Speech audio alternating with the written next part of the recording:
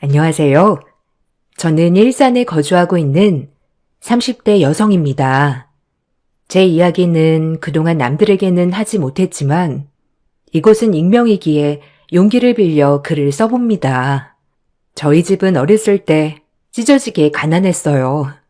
제 기억을 돌이켜 생각해보면 10평도 안 되는 방에서 저 엄마, 아빠, 그리고 동생 이렇게 넷이 한 집에 살았어요. 화장실도 없는 집이어서 화장실을 가려면 공중 화장실을 이용해야 할 정도였죠. 그때는 너무 가난해서 꿈이란 걸 꿔볼 수 없을 정도로 힘들었네요. 학교에서 너 뭐가 되고 싶니? 라고 하는 평범한 말에 고민하는 것조차 저에겐 사치라고 느껴질 정도였으니까요. 매일을 밥 한 끼만 제대로 먹었으면 소원이 없겠다 싶을 정도로 기본 욕구만 꿈꾸고 살았어요. 아빠는 몸이 안 좋으셔서 매일을 누워 계셨고 엄마 혼자 생활비를 벌었어요. 엄마는 남의 집 일을 하러 다니셨고요. 열심히 사시는 엄마의 과거를 지금은 존경하지만 그때 당시에 엄마가 부잣집에 식모로 들어가 매일을 굽신거리며 사시는 모습이 저에게는 스트레스였죠. 그리고 아무 집이나 가서 돈 되는 일이면 다 하는 엄마의 모습이 창피하기도 하였어요. 윤지야, 윤희야, 이거 엄마가 오늘 일하고 얻어온 밥이야. 이거랑 김 싸서 먹자. 아빠도 얼른 일어나시라고 하고. 배고팠지? 소시지 없어? 맨날 김치. 너무한 거 아니야? 매번 라면 아니면 밥 먹는 날엔 김이랑 김치. 나도 소세지 먹고 싶어. 나도 맛있는 거 먹고 싶어. 이제 맛없어. 김치 먹기 싫어. 소세지 사줘. 아니면 햄이라도 사줘. 나 밥 안 먹을 거야. 미안해. 엄마가 내일은 꼭 일 끝나고 와서 소세지 반찬 구워줄게. 오늘만 이거 먹고 하루만 참자, 응? 오늘 한 끼도 안 먹었잖아. 철없던 저희는 엄마에게 소시지 반찬을 해달라며 반찬 투정을 하곤 하였죠. 지금 생각해도 너무 죄송하네요. 그리고 다음날 저는 학교에서 오다가 엄마가 부잣집 사모님에게 당하는 모습을 보고 모른 척 외면을 하고 말았습니다. 타임머신이 있어 그때 그 시절로 돌아갈 수 있다면 쓰러진 엄마를 꼭 안아드리고 싶은 심정입니다. 그때 당시는 얼마나 철이 없었는지 모르겠어요. 내가 구두 닦아 놓으라고 하지 않았어? 꼭 2번 말하게 해 정말? 사정사정해서 써줬더니만 잘리고 싶어? 똑바로 하란 말이야. 네, 죄송합니다 사모님. 지금이라도 벗어주시면 닦을게요. 제가 오늘 이불 빨래하고 정신이 없어서 한 번만 봐주세요. 엄마는 그 시장 골봉에서 부잣집 아주머니에게 굽신거리며 한 번만 봐달라고 비셨죠. 그런 엄마를 보며 코웃음 치던 부잣집 아주머니 모습을 잊을 수가 없네요. 얼마나 사악하던지. 하지만 전 그런 모습을 보고 바로 뒤돌아 도망칠 수밖에 없었어요. 그렇게 그날 퇴근하고 소시지를 양손 가득 싸온 엄마. 그 소시지를 먹으며 얼마나 눈물이 나던지 그때 이를 꽉 깨물었습니다. 우와, 엄마, 소시지 오늘 사온 거야? 야, 신난다. 너무 맛있어. 소시지 맨날 먹고 싶어, 오늘처럼. 내일도 사올 수 있어? 야, 오늘 먹었으면 됐지. 무슨 또 내일까지 소시지야? 내일은 있는 거랑 그냥 먹어. 알겠어? 엄마도 얼른 와서 드세요. 이 소시지가 어떤 소시지인지 다 알기 때문에 마냥 떼를 쓸 수는 없었습니다. 엄마가 어떻게 일하는지 다 봤기 때문에 꼭 성공하리라고 이대로 살지 않을 거라고 그리고 찬물에 밥 말아 먹는 엄마 꼭 호강시켜 드리겠다고요. 그렇게 몇 년이 흘렀을까요? 저희에게 있을 수 없는 일이 일어났죠. 그것은 예전에 잊고 있었던 아빠가 물려받았던 선산 쪽이 개발이 되면서 몇백억에 팔린 것입니다. 저희는 그야말로 갑자기 돈방석에 앉게 된 것이죠. 살림살이는 정말 뒤바뀌었습니다. 엄마는 더 이상 남의 집 일을 나가지 않게 되었고, 저와 동생은 하고 싶은 공부, 배우고 싶었던 것들 모두를 다 할 수 있을 정도로 말이죠. 엄마는 부자가 되었어도 성실했던 마음, 착하고 여렸던 마음만은 그대로였습니다. 아빠도 이제는 편하게 병원을 다닐 수 있었고요. 그리고 전 제가 하고 싶은 공부를 마음껏 할 수 있게 되었죠. 저희에게 돈은 정말 저희의 인생을 송두리째 바꿔준 존재였습니다. 이제 너희 하고 싶은 것 마음껏 하고 살아. 엄마는 그거면 여한이 없어, 알겠지? 남한테 아쉬운 소리 하지 말고, 어? 엄마. 그동안 너무 고생했어. 그리고 미안해. 철없이 굴었던 거. 이제 엄마도 하고 싶은 거 즐기고 살아. 운동도 하고. 엄마는 하고 싶은 거 하나도 없어. 그저 너네가 날개를 펼치는 게 엄마의 바람이고 꿈이야. 그러니까 원하는 거 다 하고 살아. 여보, 고생했어. 이제 당신도 하고 싶은 거 다 누리면서 살아, 알겠지? 내가 가장 노릇도 못하고 얼마나 힘들었겠어? 고생했어. 아니에요, 여보. 그래도 고생 끝에 낙이 온다고 저에게 이런 일이 일어나다니 정말 믿기지가 않네요. 그렇게 저희 집 이사를 하는 날, 저희 네 식구는 부둥켜 안고 엉엉 울었어요. 그리고 가난했던 삶도 잊은 채 행복하게 살았네요. 엄마는 저희의 삶이 180도 바뀌었다고 하더라도 엄마의 검소함은 그대로였습니다. 저희에게 지원해 주시는 것은 그 모든 것을 지원해 주시려고 했지만 사치나 취미 생활도 가지지 않고 오히려 봉사하시는 삶을 사셨어요. 어려웠던 형편을 잊지 못하는 것인지 늘 어려운 사람을 먼저 도와주시려고 하고 형편상 공부를 하지 못하는 친구들을 후원해 주시기도 하였고요. 정말 존경스러웠어요. 그리고 엄마는 몸이 안 좋은 아빠와 함께 여윳돈으로는 투자를 하고 임대업 쪽으로 금전적인 수익을 내시기도 하였죠. 그리고 전 엄마의 지원 덕분에 원하는 대학교, 원하는 과에 입학할 수 있었어요. 꿈만 같은 나날이었습니다. 돈이 생기니 마음의 여유도 생기고 사람 보는 눈도 달라졌죠. 그렇게 저는 행복한 일상을 살아갔어요. 그리고 졸업에 맞춰 학교 선배에게 소개받은 남자친구와도 교제를 해 나갔죠. 남자친구는 미대를 전공하고 화가의 꿈을 가지고 있었고 저는 경영학과를 나와 원하던 회사에 취직을 하였어요. 최종 목표는 저의 회사를 설립하는 것이지만요. 그렇게 서로 다른 매력에 빠져 연애를 이어갔어요. 남자친구는 어려서부터 부유하게 자라 어려움 없이 자란 부잣집 도련님 그 정석이었죠. 해맑은 그의 모습이 참 좋았어요. 반대로 전 어렵게 자랐기 때문에 남자친구 말로는 저의 강인하고 모든 어려움을 다 해결할 것만 같은 모습에 반했다고 하더군요.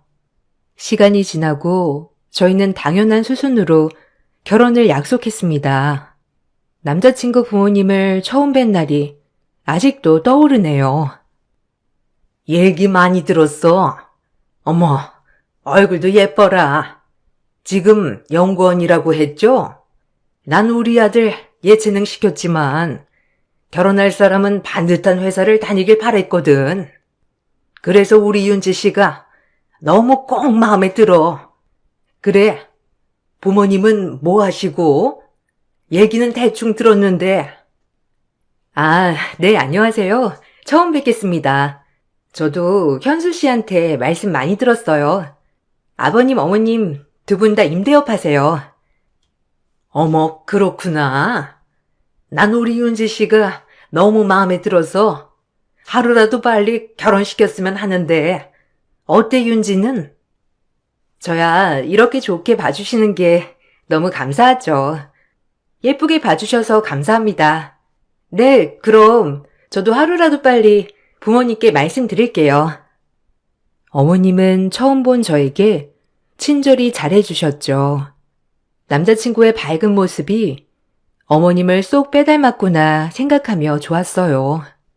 남자친구의 집은 대대로 미술을 하던 집안이었고 시댁 모임도 잦다고 하더라고요.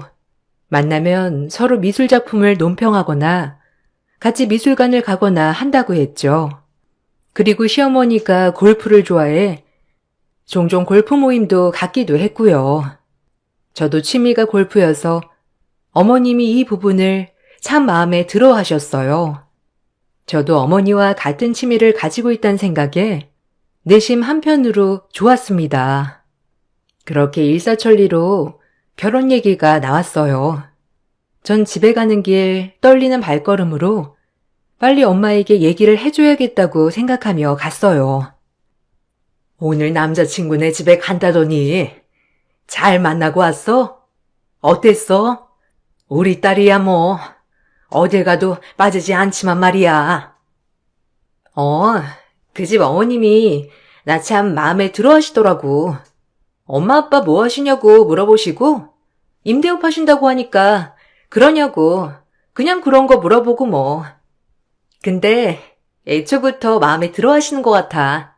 결혼 날짜 빨리 잡았으면 좋겠다고 하시더라고. 아유, 그래? 듣던 중 반가운 소리다. 너무 좋네. 하긴 우리 딸 마음에 안 들어하기 쉽지 않지. 어쩜 우리 딸이 결혼 준비를 하다니. 에이, 아직 멀었어. 나중에 자리 한번 마련해 볼게. 그래도 엄마 좋아하니 나도 좋네. 현수 씨도 밝으니까 좋고.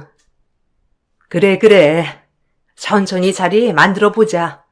그리고 현수 좀 자주 데려오고. 이제 가족들 사이인데 자주 봐야지, 안 그래? 그렇게 저희는 양가 부모님에게 축복받는 결혼이 될 줄 알았습니다. 서로의 부모님을 뵙고 일사천리로 일이 진행되었으니까요. 시간이 흘러 본격적으로 상견례 자리를 만들려고 할 때 충격적인 일이 벌어지고 말았어요. 우연도 이런 우연이 있나 싶었네요. 어머, 안녕하세요. 처음 뵙겠습니다. 현수 엄마입니다. 따님이 누구 닮았나 했더니 어머님 쏙 배 닮았네요. 네, 안녕하세요. 윤지 엄마예요. 윤지한테 듣던 대로 너무 우아하셔요. 아무쪼록 저희 딸 예쁘게 봐주셔서 감사합니다. 그렇게 처음 만난 부모님들은 첫눈에 서로 마음에 드신 것처럼 분위기가 좋았었죠. 하지만 금세 살얼음판이 되었어요. 아니, 근데 굉장히 낯이 익어요. 아닌가요? 이게 운명인가? 왜 이렇게 낯설지가 않지? 아닌가? 혹시 예전에 어디 사셨어요? 예전에는 저희 수원 쪽에 살았었어요.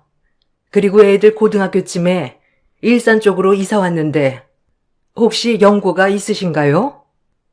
어머. 저희도 수원 살았거든요. 아니, 어쩐지 낯이 너무 익더라고.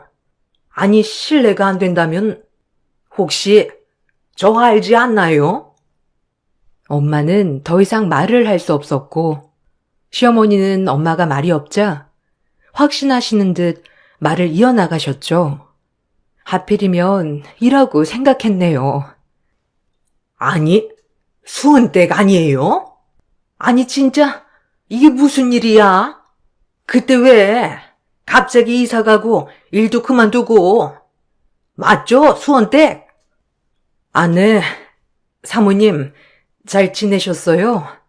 저도 그때 경황이 없어서 제대로 인사도 못 드리고 그렇게 그만두게 되었네요.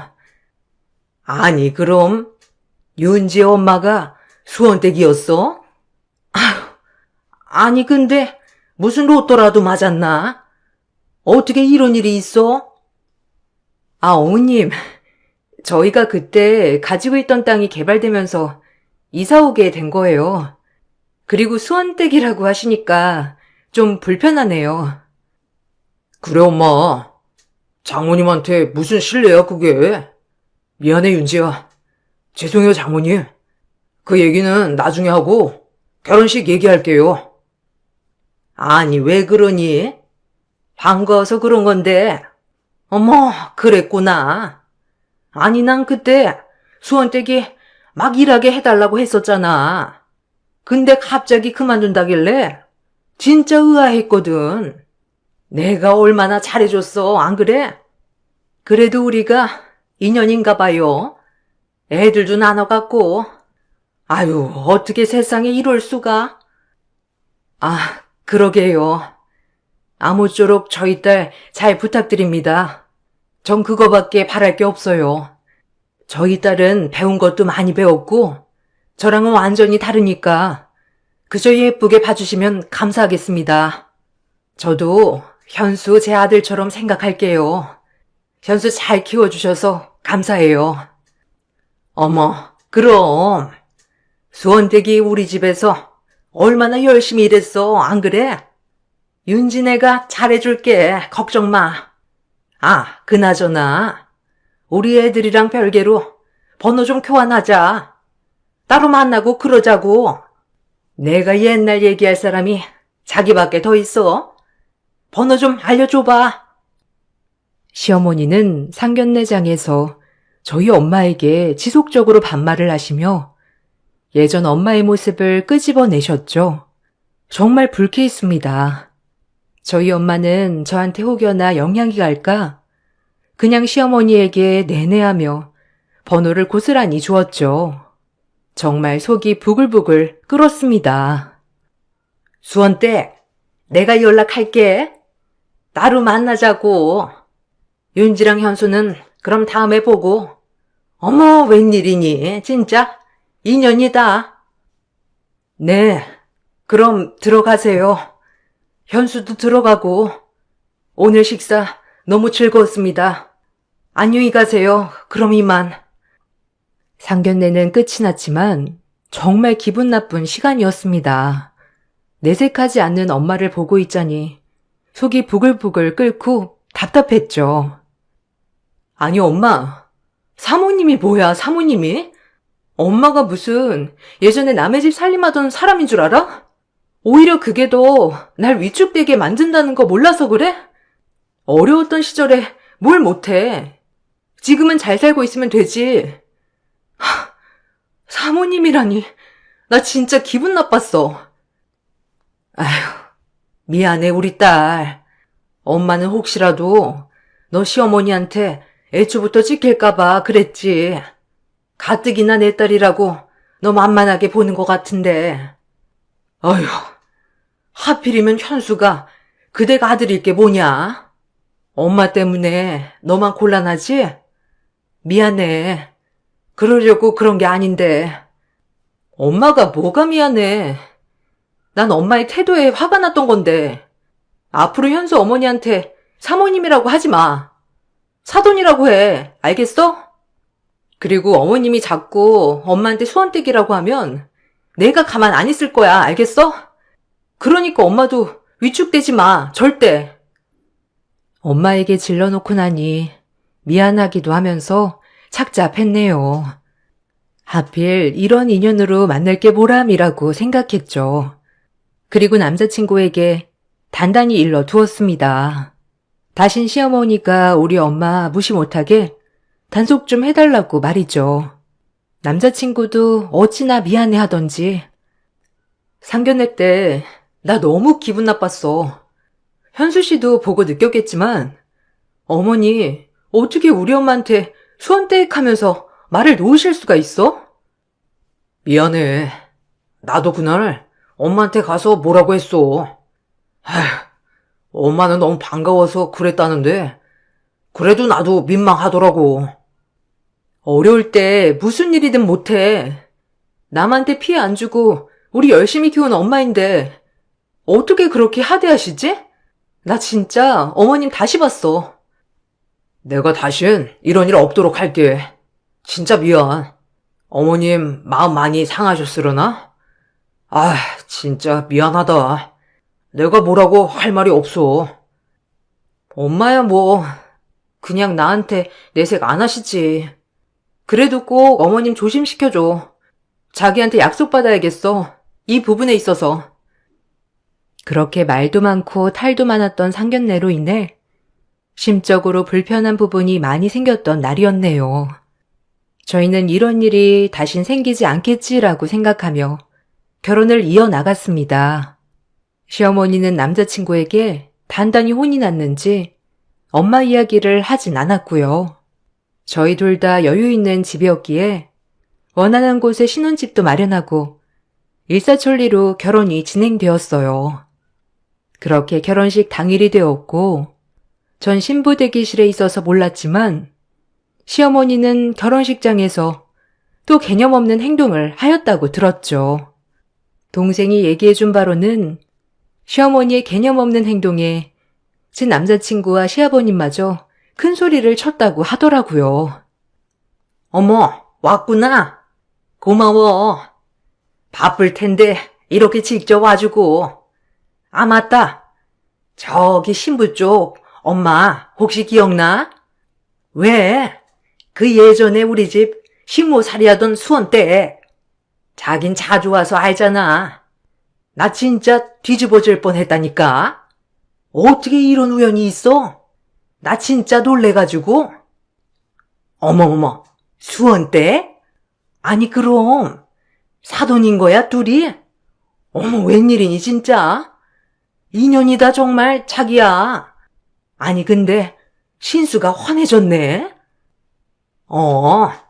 땅 보상 받았다나 봐. 졸부지 뭐. 그래도 며느라기는 아주 곱게 키웠더라고. 그러니까 내가 가만히 있는 거야. 대충 이런 대화들이 오고 갔다고 하더라고요. 동생도 그 자리에서 제 시어머니에게 큰소리치고 싶었지만 저희 엄마가 참으라고 해서 간신히 참았다고 했죠. 너무 기분이 나빴습니다. 다행히 전 결혼식 끝나고 들었지만요. 아마 결혼식 전에 들었으면 이 결혼을 엎어야겠다고 생각했겠죠.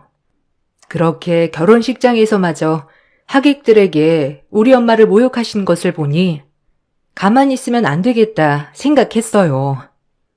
아니, 언니네 시어머니 제정신 아닌 거 아니야?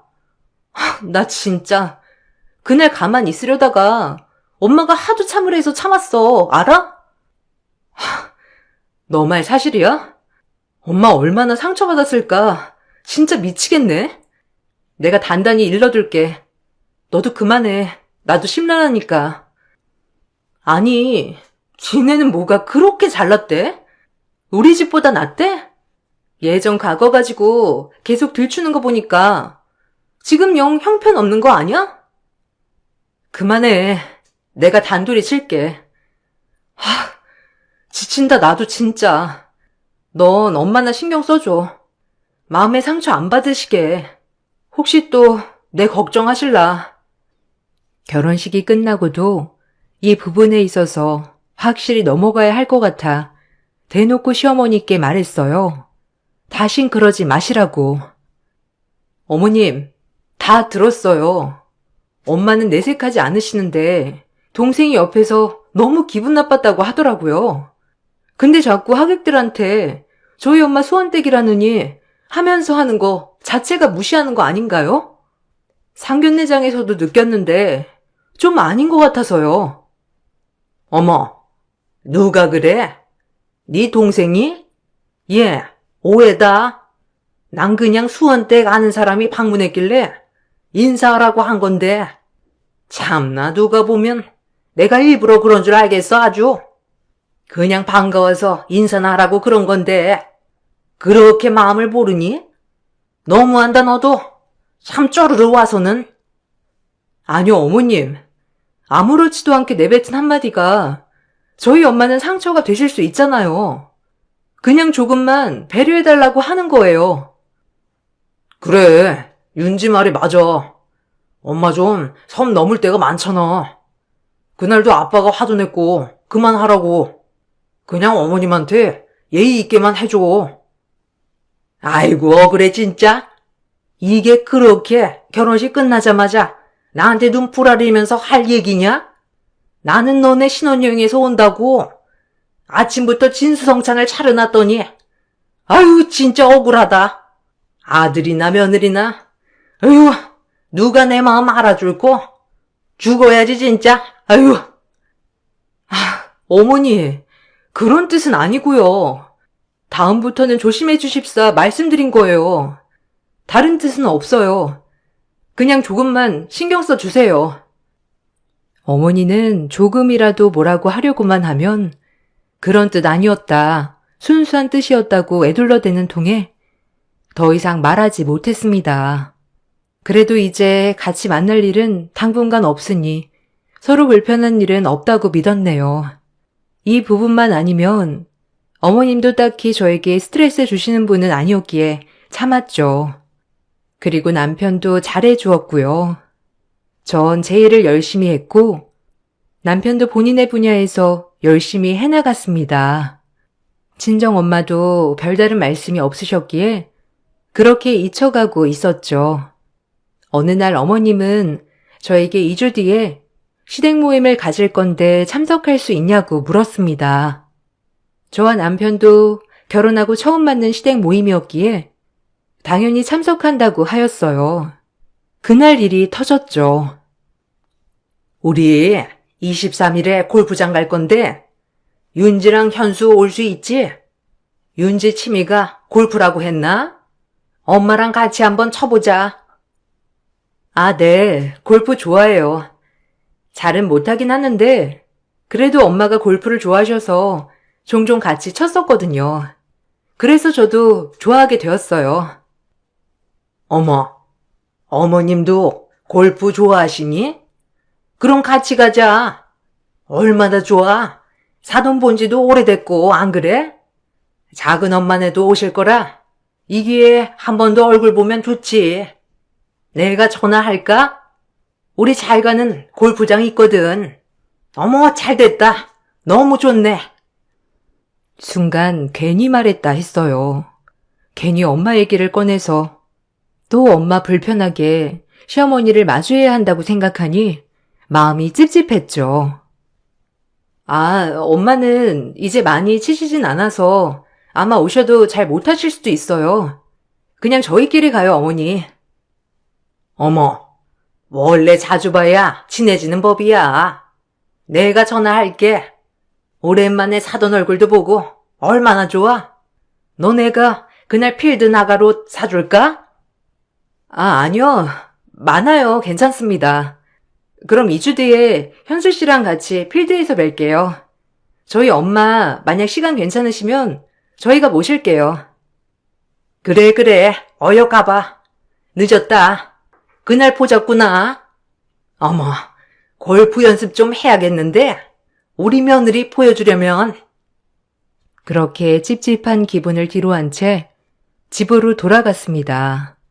그리고 고대하던 그날이 되었죠. 엄마는 시어머님의 전화를 받고 그래도 이렇게 모임을 하자고 하셨는데 어떻게 거절하냐며 그날도 저희와 같이 골프장에 갔습니다. 전 혹시라도 시어머님이 말실수를 하게 될까봐 여기 눈치 저기 눈치를 보고 있었죠. 그렇게 남편과 저, 엄마 셋이 골프장에 도착했을 무렵 시댁 식구들이 보였습니다. 어머님, 저희 왔어요. 연습 많이 하셨어요? 요즘 저도 골프를 많이 못 쳐서 폼이 엉망일 텐데 걱정이에요. 어머, 왔구나. 내가 어제 어찌나 설레던지. 며느리랑 골프라니 너무 좋지 않니? 사돈 오셨어요? 기대되네요, 사돈 실력. 그렇게 저희는 골프를 치기 시작했어요. 저희 엄마와 저는 골프를 자주 쳤었기 때문에 오랜만에 치는 거였어도 꽤 실력이 있었죠. 어머님은 본인보다 저희 엄마가 골프를 잘 치는 모습을 보더니 심술이 나셨는지 얄미운 말에 시동을 걸기 시작했어요. 아니, 윤지 친지 오래됐다더니 프로 같다, 야. 현수랑도 자주 치러 다니는 거야? 아유, 오늘따라 공이 안 맞네, 진짜. 에이, 아니에요. 저희가 오늘 컨디션이 좋은 것 같아요. 어머님이랑 작은 어머님도 잘 치시는데요? 그리고 잠깐 쉬는 타임 때 밥을 먹으러 내려갔어요. 밥을 먹을 때도 저희 엄마는 여전히 불편해 보이셨지만 최대한 티를 안 내셨어요. 아니, 장모님, 진짜 골프 얼마나 치신 거예요? 너무 잘 치셔가지고 놀랬어요. 저랑 윤지랑 종종 와서 같이 쳐요. 아유, 배부르다. 밥 다 먹었으니까 커피 한 잔 하고 싶네. 안 그래, 동서? 아니, 커피 하니까 또 생각난다. 수원댁이 내 커피 취향 기통차게 잘하는데, 안 그래요? 동서도 알잖아. 내가 말 많이 했잖아. 기억하지? 오랜만에 수원댁이 사다 준 커피 먹고 싶네. 뚫린 입이라고 저런 식으로 나오는 걸 보니 화가 머리끝까지 솟았죠. 그리고 시어머니가 왜 골프 모임에 저희 엄마를 불렀는지 다시 한번 본인이 우리 엄마 위에 있다고 고지하고 싶었던 것이었죠. 정말 그때만큼은 참을 수가 없었어요. 남편도 마찬가지였고요. 사돈, 그래도 계속 수원댁 듣기가 거북하네요. 여러 사람 있는데 호칭은 똑바로 해주시죠. 커피는 강서방이 주문해 오겠나? 아니, 어머님, 지금 또 수원댁이라고 하신 거예요? 지금 저희 엄마는 그렇게 불릴 뿐이 아니라고요. 그때 엄마가 일어나시더니 조용히 옆 카페에 가서 커피를 주문하고 있는 남편 곁으로 가 카드를 내미셨습니다. 다른 직원들이 덩달아 나오면서 저희 엄마에게 소리를 쳤죠. 그 한마디에 시어머님, 작은 어머님 등 시댁 식구들의 입이 떡하니 벌어졌고요. 아주 통쾌했네요. 아유, 사장님, 저한테 말씀하시지. 여기서 이런 일 하시면 저희 다 죽어요. 저희한테 시키세요, 네? 아, 왜 계산을 직접 하세요? 아니에요. 우리 사이가 주문하는데 계산만 제가 해주려고요. 고마워요, 도와주려고 해서. 제가 할 테니 천천히 일 보세요. 엄마는 그렇게 말을 했지만 직원은 다른 직원들을 시켜 엄마에게 들어가 계시라고 하며 거의 무릎을 꿇다시피 하였습니다. 저희 엄마는 이 골프장을 소유하고 있는 사장이었어요. 어머님, 아버님께는 간단한 임대업이라고 소개했지만 엄마는 재테크 수완이 좋아 건물, 골프장, 주택 등을 매입하여 번 돈에서 돈을 더 불렸습니다. 그리고 그 번 돈으로 어려운 학생들을 많이 도와주는 삶을 살고 계셨죠. 골프장 직원들이 모두 엄마를 알아보고 저희 엄마 포함하여 시댁들을 VIP 대접을 하며 극진히 모시자 시어머니는 많이 놀란 눈치였더라고요. 단순히 졸부인 줄 알았는데 그래서 졸부코 좀 납작하게 해주려고 했는데 그냥 졸부가 아니었으니 말이죠. 어머니, 이제 아셨어요? 저희 엄마 이렇게 취급당하실 분 아니고요. 옛날에 진짜 너무 힘들어서 저희 먹여 살리려고 어머님 댁에서 잠깐 일했던 거예요. 지금 어머님은 저희 엄마 불러내서 어머님이 떨어진 자존감을 채우려고 하셨나 본데 번지수 잘못 찾으셨어요. 예, 너는 무슨 말을 그렇게 하니? 내가 자존감을 채우려고 너네 엄마를 불러내? 너 날 아주 저급한 사람 취급하는구나. 맞잖아요. 은근히 수원댁 하면서 무시하고 누가 어머니 속을 모를 줄 아세요? 현수 씨 보기 창피하지도 않으시죠? 이게 말이라고 단 줄 아나? 가정부 딸년 그나마 지금 좀 봐줄만 해서 결혼 허락했더니 내가 널 진짜 예뻐한 줄 알아? 그 말이 끝나기가 무섭게 저희 엄마는 들고 있던 아이스 아메리카노를 시어머니 얼굴에 대차게 부으셨습니다. 그리고 비명을 지르는 시어머니를 무시한 채 한마디 날리셨죠. 아주 통쾌했네요. 주변 사람들도 아무도 말리지 않았거든요. 뭐? 이게 보자보자니까? 보자기인 줄 아나?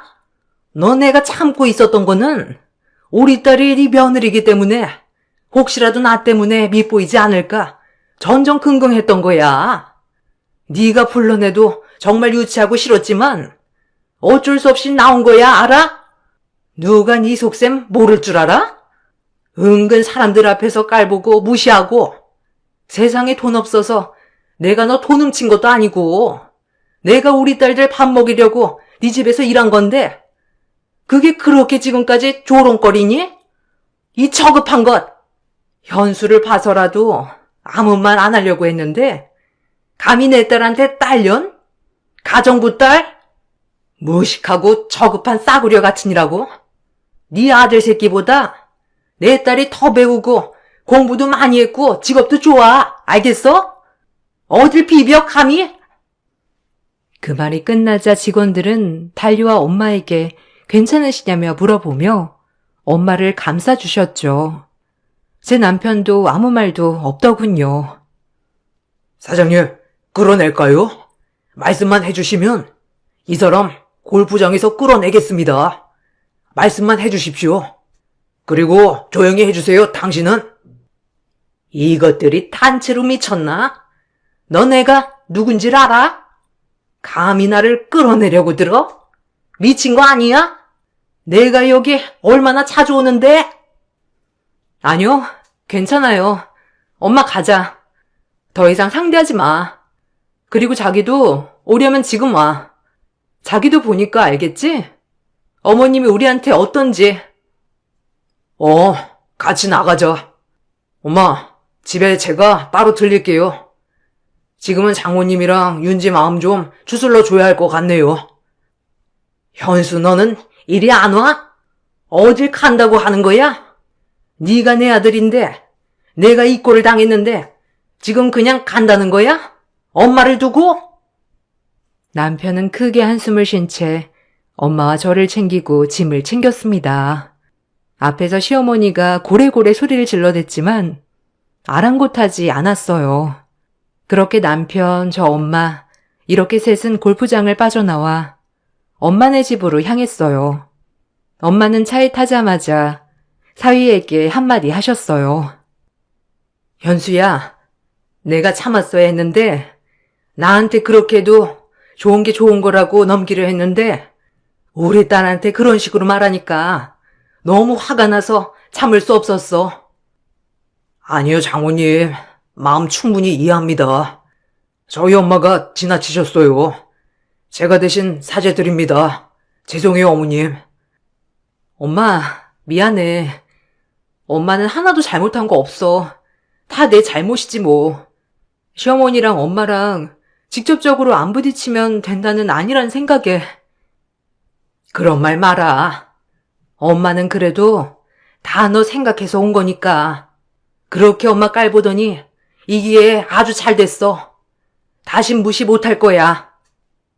엄마는 그렇게 말씀하시면서 내심 통쾌해 하시는 것 같았어요.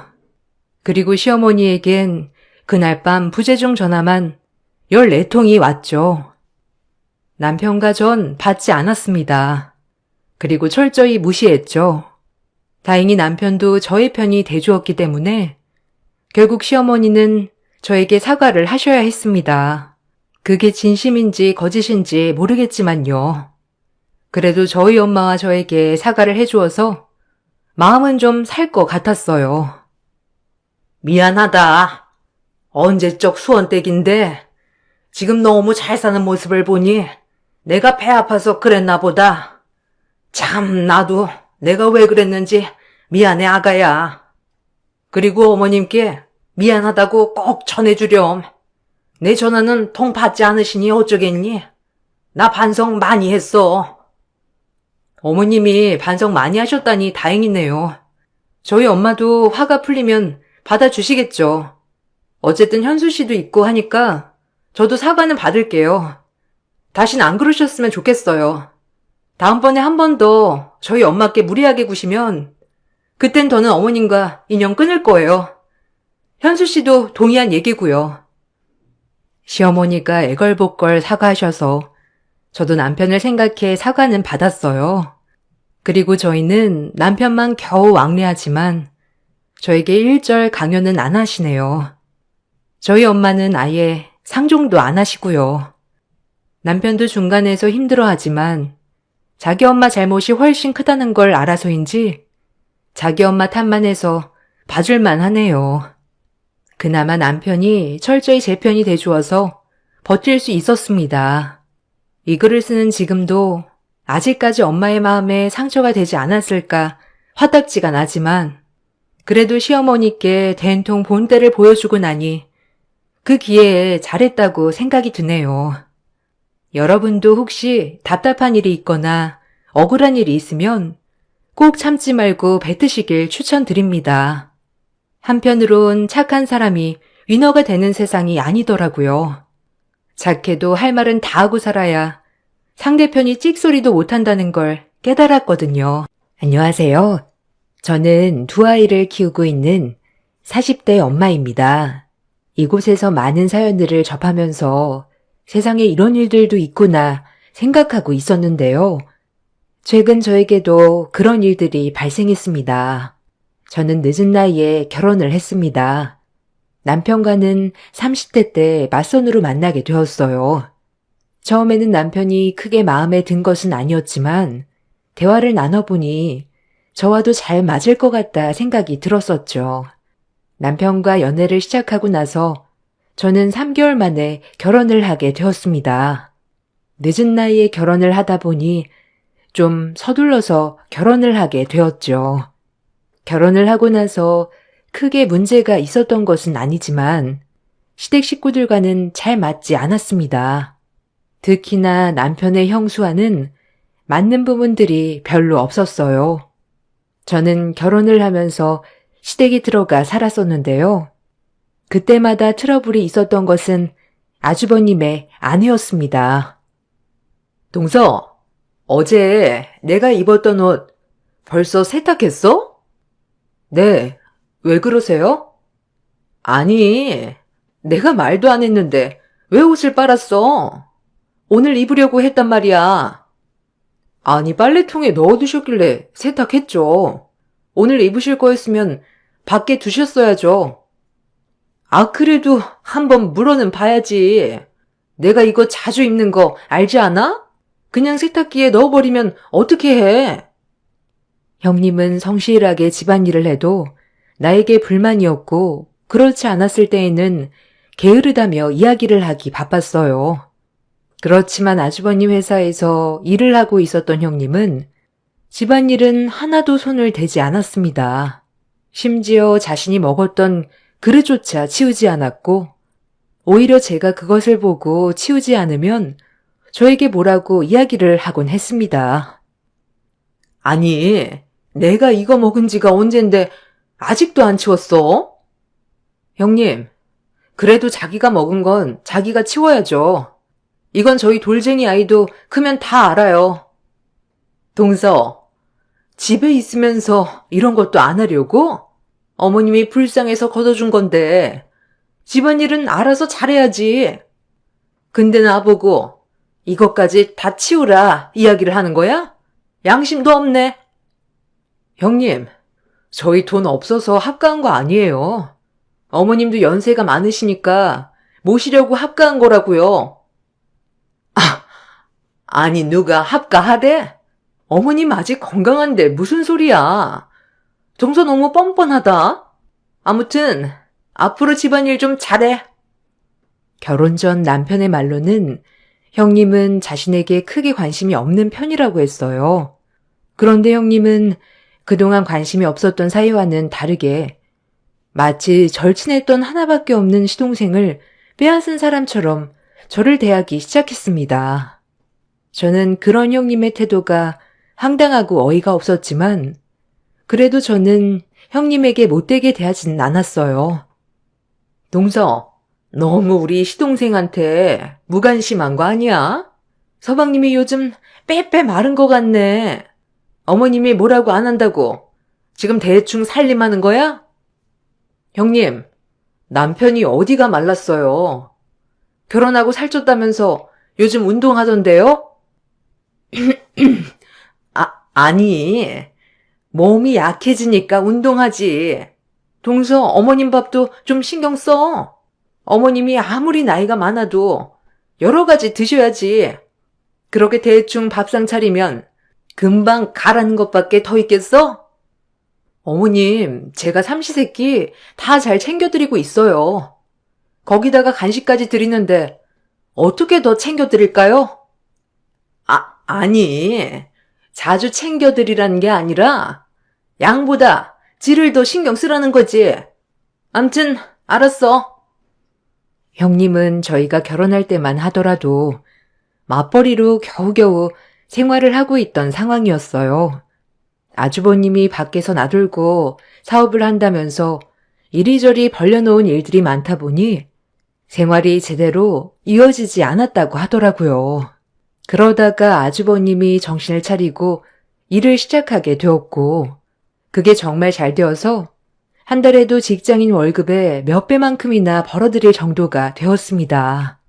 그러다 보니 형님의 콧대는 날이 갈수록 더욱더 높아지기 시작했습니다. 동서, 요즘 좀 힘들어?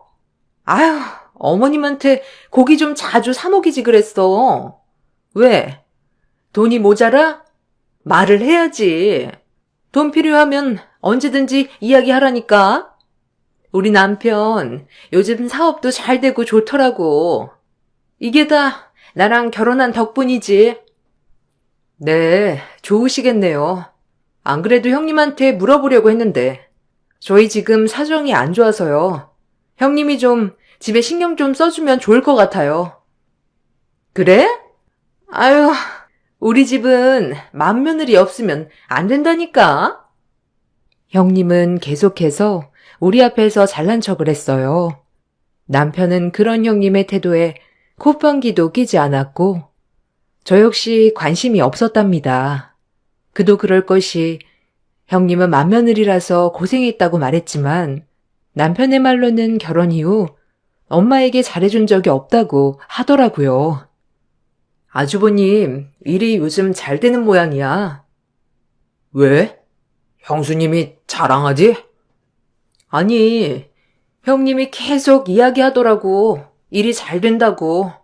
그러면서 형님이 어머님 잘 챙기라면서 이야기를 하는데, 참나. 아니, 그런 이야기를 해? 아니, 자기가 잘할 것이지. 왜 당신한테 그런데? 그래도 형님은 어머님한테 살갑게 잘하잖아. 잘하기는? 남보다 못한 사이였지. 내가 엄마 모시고 살겠다고 하니까 망정이지. 형수님은 엄마랑 같이 살 생각도 없고, 그렇다고 나이 먹고 아픈 놈을 한번 들여다본 적도 없었지. 뭐 형수님만 그래? 형도 마찬가지지. 엄마가 그렇게 젊을 때 도와줬는데 그 생각은 하지도 않고. 남편의 말로는 형님 내외는 어머님에게 전혀 관심이 없었던 부부라고 했어요. 그러다가 저희가 어머님과 합가를 하겠다며 결혼을 하고 난 이후로 더욱 저를 탐탁치 않게 생각을 했던 것이죠. 거기다 저희는 형님 부부의 행동에 전혀 관심이 없었고 신경도 쓰지 않았어요. 그런데 오히려 관심을 두지 않자 형님은 더 관심을 받으려고 매번 만날 때마다 얼마나 사업이 잘 진행되고 있는지를 얘기하곤 했습니다. 아주버님의 사업이 잘 되고 나서 집안에 간섭하는 일이 줄어들다 보니 사실 자랑을 하는 것은 얼마든지 들어줄 수 있다고 생각을 했어요. 아주버님의 사업이 잘 되기 시작하면서 그쪽으로 좀 더 신경을 썼기 때문이었어요. 그렇게 아주버님의 사업이 잘 되기 시작한 초기에는 별다른 트러블 없이 지나가게 되었습니다. 그러던 중 남편이 직장에서 퇴직을 하게 되었어요. 회사 사정이 어려워지게 되면서 명예퇴직으로 남편은 40대에 직장을 그만두게 되었습니다. 여러 곳에 취업을 알아보기도 했지만 받아들여주는 곳을 찾기가 어려웠어요. 남편의 자신감은 날이 갈수록 떨어졌고 남편은 극심한 우울증에 시달리게 되었습니다. 이와 동시에 시모의 건강도 점점 나빠지게 되었어요. 이 모든 상황에 아주버님과 형님은 제 탓이라 이야기를 했어요. 동서, 서방님, 아직 우울하시대?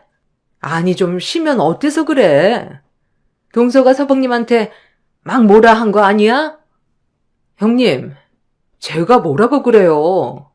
저도 남편 조금 쉬었으면 좋겠다 생각을 하는데 본인은 그게 받아들여지지 않는가 보더라고요. 저도 많이 이야기하고 달래주고 있어요. 근데 아직도 그런다고? 아니 40대밖에 안 되었는데 동서가 엄청 뭐라고 한 거 아니야? 어머님도 그렇고 요즘 통 기운이 없어 보여. 아니 제가 뭐라고 그래요. 갑자기 일을 그만두니까 그럴 수밖에 없죠. 본인 의지도 아니었고. 아무리 그래도 말이야. 이상하지 않아? 일 그만두면 속 시원해야 하는데 그렇게 우울증이 걸리다니. 옆에서 뭐라고 한 게 아닌 이상? 형님, 제 탓이라고 하고 싶으신 거예요? 무슨? 내가 동서 탓이라고 했어? 말이 그렇다는 거지. 동서, 요즘 좀 예민하다. 어머님이랑 서방님이 아파서 그런 거야?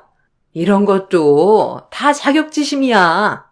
마음이 좀 넉넉해야 하는 일들이 잘 되지. 그런 못된 심보 가지고 있으면 잘 될 일도 안 된다고. 형님, 정 걱정되시면 형님이 어머님 모시세요. 아니 내가 어떻게 어머님을 모셔? 우리 남편 일 도와주는 것도 바쁜데. 형님은 마치 시모와 남편이 잘 되지 않은 일이 나의 탓인 것 마냥 이야기를 했어요. 제가 따질 때마다 그냥 해본 말이라며 이야기를 하면서 제가 너무 예민한 거라며 이야기를 했지만 저는 그런 형님의 태도에 황당했을 뿐이었습니다. 시모는 나이가 많이 드셔서 노안으로 인해 기운이 없으셨던 상태였어요. 그러다가 시모가 돌아가시게 되었죠. 남편은 그 이후로 경제활동에 대한 의지를 잃어버리게 되었습니다.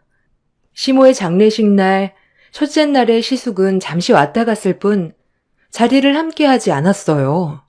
심지어 조문객을 받는 날에도 시숙의 모습은 볼 수는 없었습니다. 형님에게 이야기를 해보았지만 형님은 오히려 저를 나무랐어요. 형님, 아주버님 언제 오세요?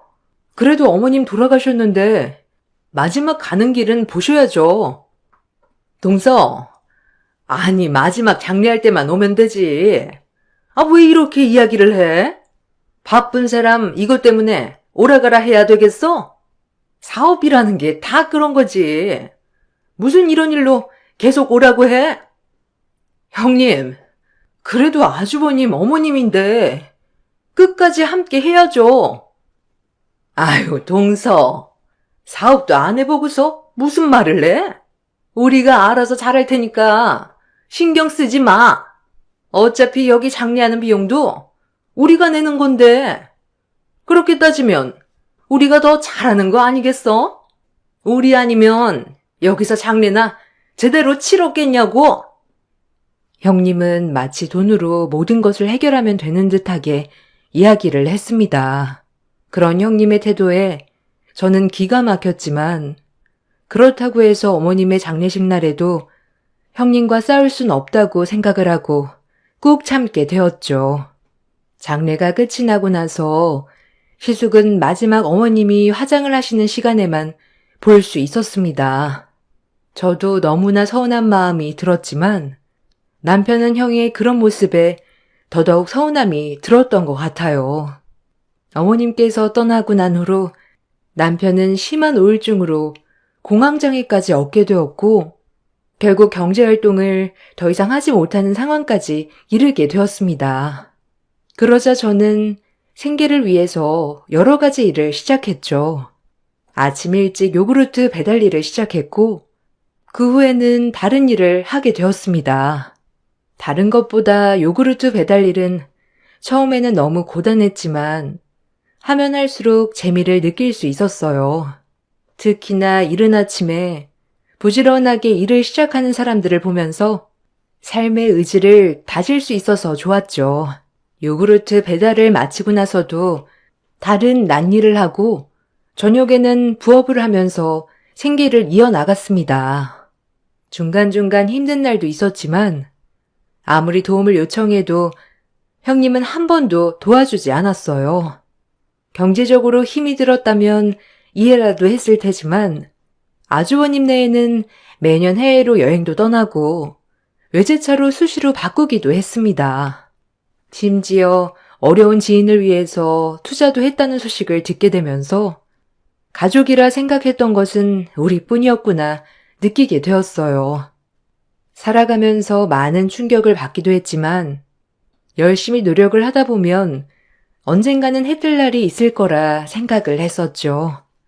그렇게 열심히 일을 하던 중 어느 날 요구르트 배달 문의가 들어왔습니다. 네, 요구르트입니다. 아, 네, 안녕하세요. 저희 제트 기업이라고 하는데요. 여기 아침에 혹시 요구르트 배달 가능한가요?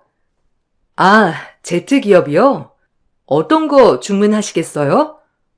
네, 작은 요구르트로 30개씩 매일 아니면 격일로 배달 가능할까요? 네, 알겠습니다. 혹시 안으로 배달을 해드려야 할까요? 아, 아닙니다. 아침에 문 앞에 두시면 출근하는 직원이 가지고 갈 거예요. 제트기업은 아주버님이 운영하고 있던 기업이었습니다. 지점으로 운영하고 있었던 아주버님은 기업이 성장을 하면서 덩달아 지점의 성장으로 이어졌던 것이었죠. 그곳에서 요구르트 주문이 들어오자 저는 많은 고민을 했습니다. 그렇지만 배달을 안 한다는 건 있을 수 없는 일이었고 어차피 아침에 문 앞에만 두고 가면 된다고 하니 크게 문제가 될 것이 없다고 생각을 했었죠. 그렇게 첫 배달날 저는 아주버님의 회사로 배달을 하게 되었습니다. 이른 아침이었지만 누군가 회사에 있는 듯 했어요. 문 앞에 두고 가려고 하니 갑자기 문이 열렸고 그 앞에 있었던 것은 바로 형님이었습니다. 어머, 아니, 여긴 어떻게 왔어? 아, 며칠 전에 배달 의뢰가 들어와서요. 문 앞에 두고 가려고 했어요. 아, 참나. 지금 우리한테 시위하려고 온 거야? 네? 형님, 그런 게 아니라요. 배달 의뢰가 온 거라 저도 그냥 온 거예요. 아니, 여기 직원들 다 동서가 내 동서인 거 아는데 일부러 온 거잖아. 우리는 이렇게 잘 사는데 동서네가 이렇게 요구르트 배달하는 거 알면 다들 뒤에서 뭐라고 할 거야. 아니, 이걸 가지고 뭐라고 해요, 형님. 그냥 이거 두고 갈게요. 다들 출근하는 시간대에 잘 맞춰서 왔네. 우리 창피 주려고 그런 거지? 아, 그런 거 아니라고요. 저 이만 갈게요. 아니, 앞으로 오지 마. 요구르트 배달 절대로 여기 오지 말라고. 알아들어? 형님, 저희한테 의뢰 온 걸 저희는 거절할 수 없는 거 형님도 아시잖아요. 지금 거부하는 거야? 그럼 그렇지. 역시 우리 창피 주려고 그런 거지? 아유, 당장 여기서 꺼지고 다신 여기 오지 마. 형님은 문 앞에 서 있는 저에게 구두발로 발길질을 하면서 당장 사라지라고 소리를 질렀습니다. 그런 형님의 모습에 왜 저렇게까지 할까 당황스럽기도 했지만 화가 너무나 나더라고요. 얼마 뒤 형님이 다급하게 저를 내쫓았던 이유를 알게 되었습니다. 누군가 계단을 올라와 놀라운 얼굴로 저희를 보고 있었기 때문이었어요. 당신 지금 뭐 하는 거야? 아니, 요구르트 안 받는데 갑자기 놓고 가서요. 죄송합니다, 회장님. 잠시 뭔가 착오가 있었나 봅니다. 일하면 그럴 수 있는 거지. 이 이른 아침부터 소란인가요? 죄송합니다. 일단 안으로 들어가시죠. 아주버님과 함께 오신 분은 아주버님의 지사 회장이었던 자회사 대표였습니다. 형님과 큰 소리를 오고 가는 것을 보고 아주버님은 당황한 얼굴로 올라오셨더라고요. 저는 아무 말 하지 않고 자리를 피하려고 했습니다. 그런데 저의 얼굴을 빤히 쳐다보시던 회장님께서 갑자기 저의 팔을 잡은 채 저에게 서둘러 말을 걸어오셨습니다.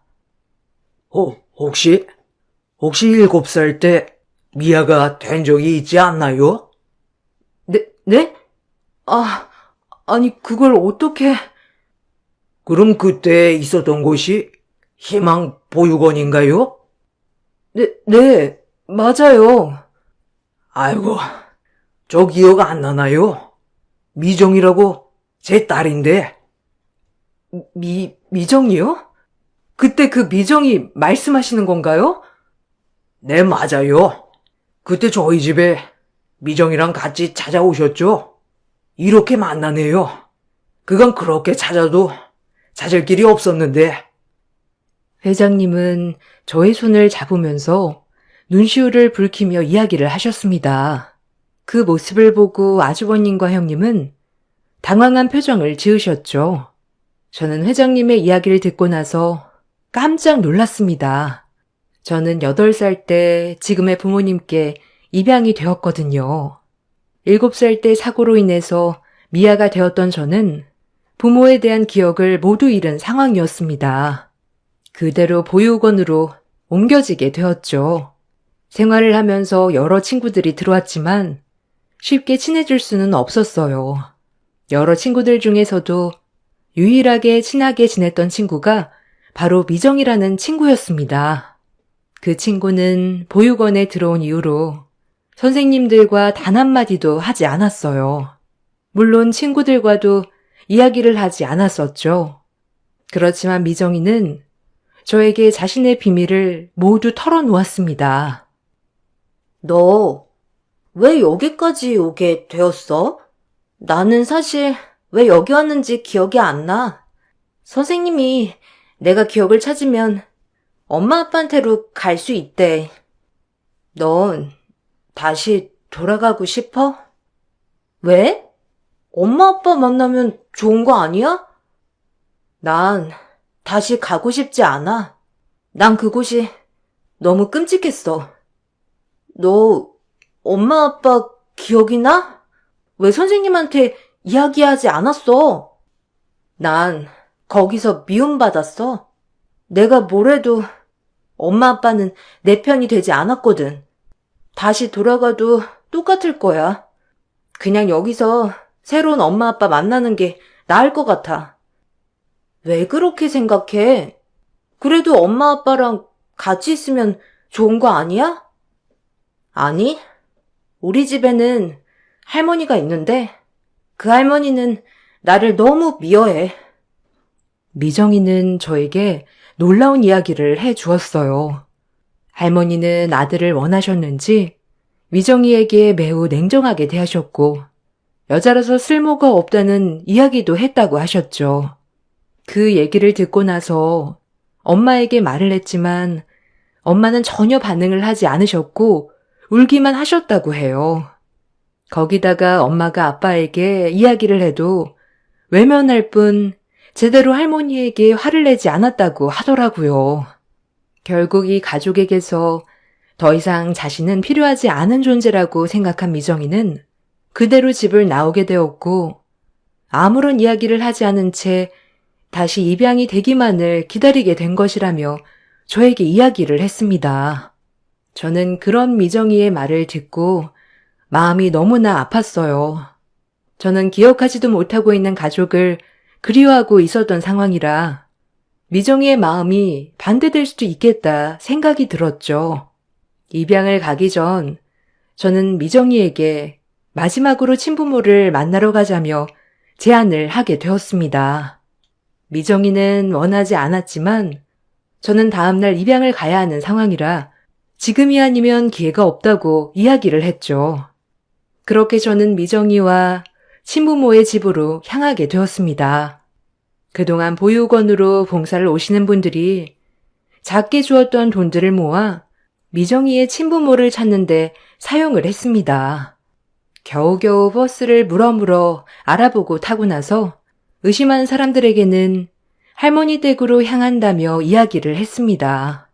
그 후에 미정이가 기억하는 동네를 찾을 수 있었고 그 동네에서 미정이의 부모님 이름으로 수소문을 내서 집을 찾았고 결국 미정이의 친부모를 찾을 수 있었어요.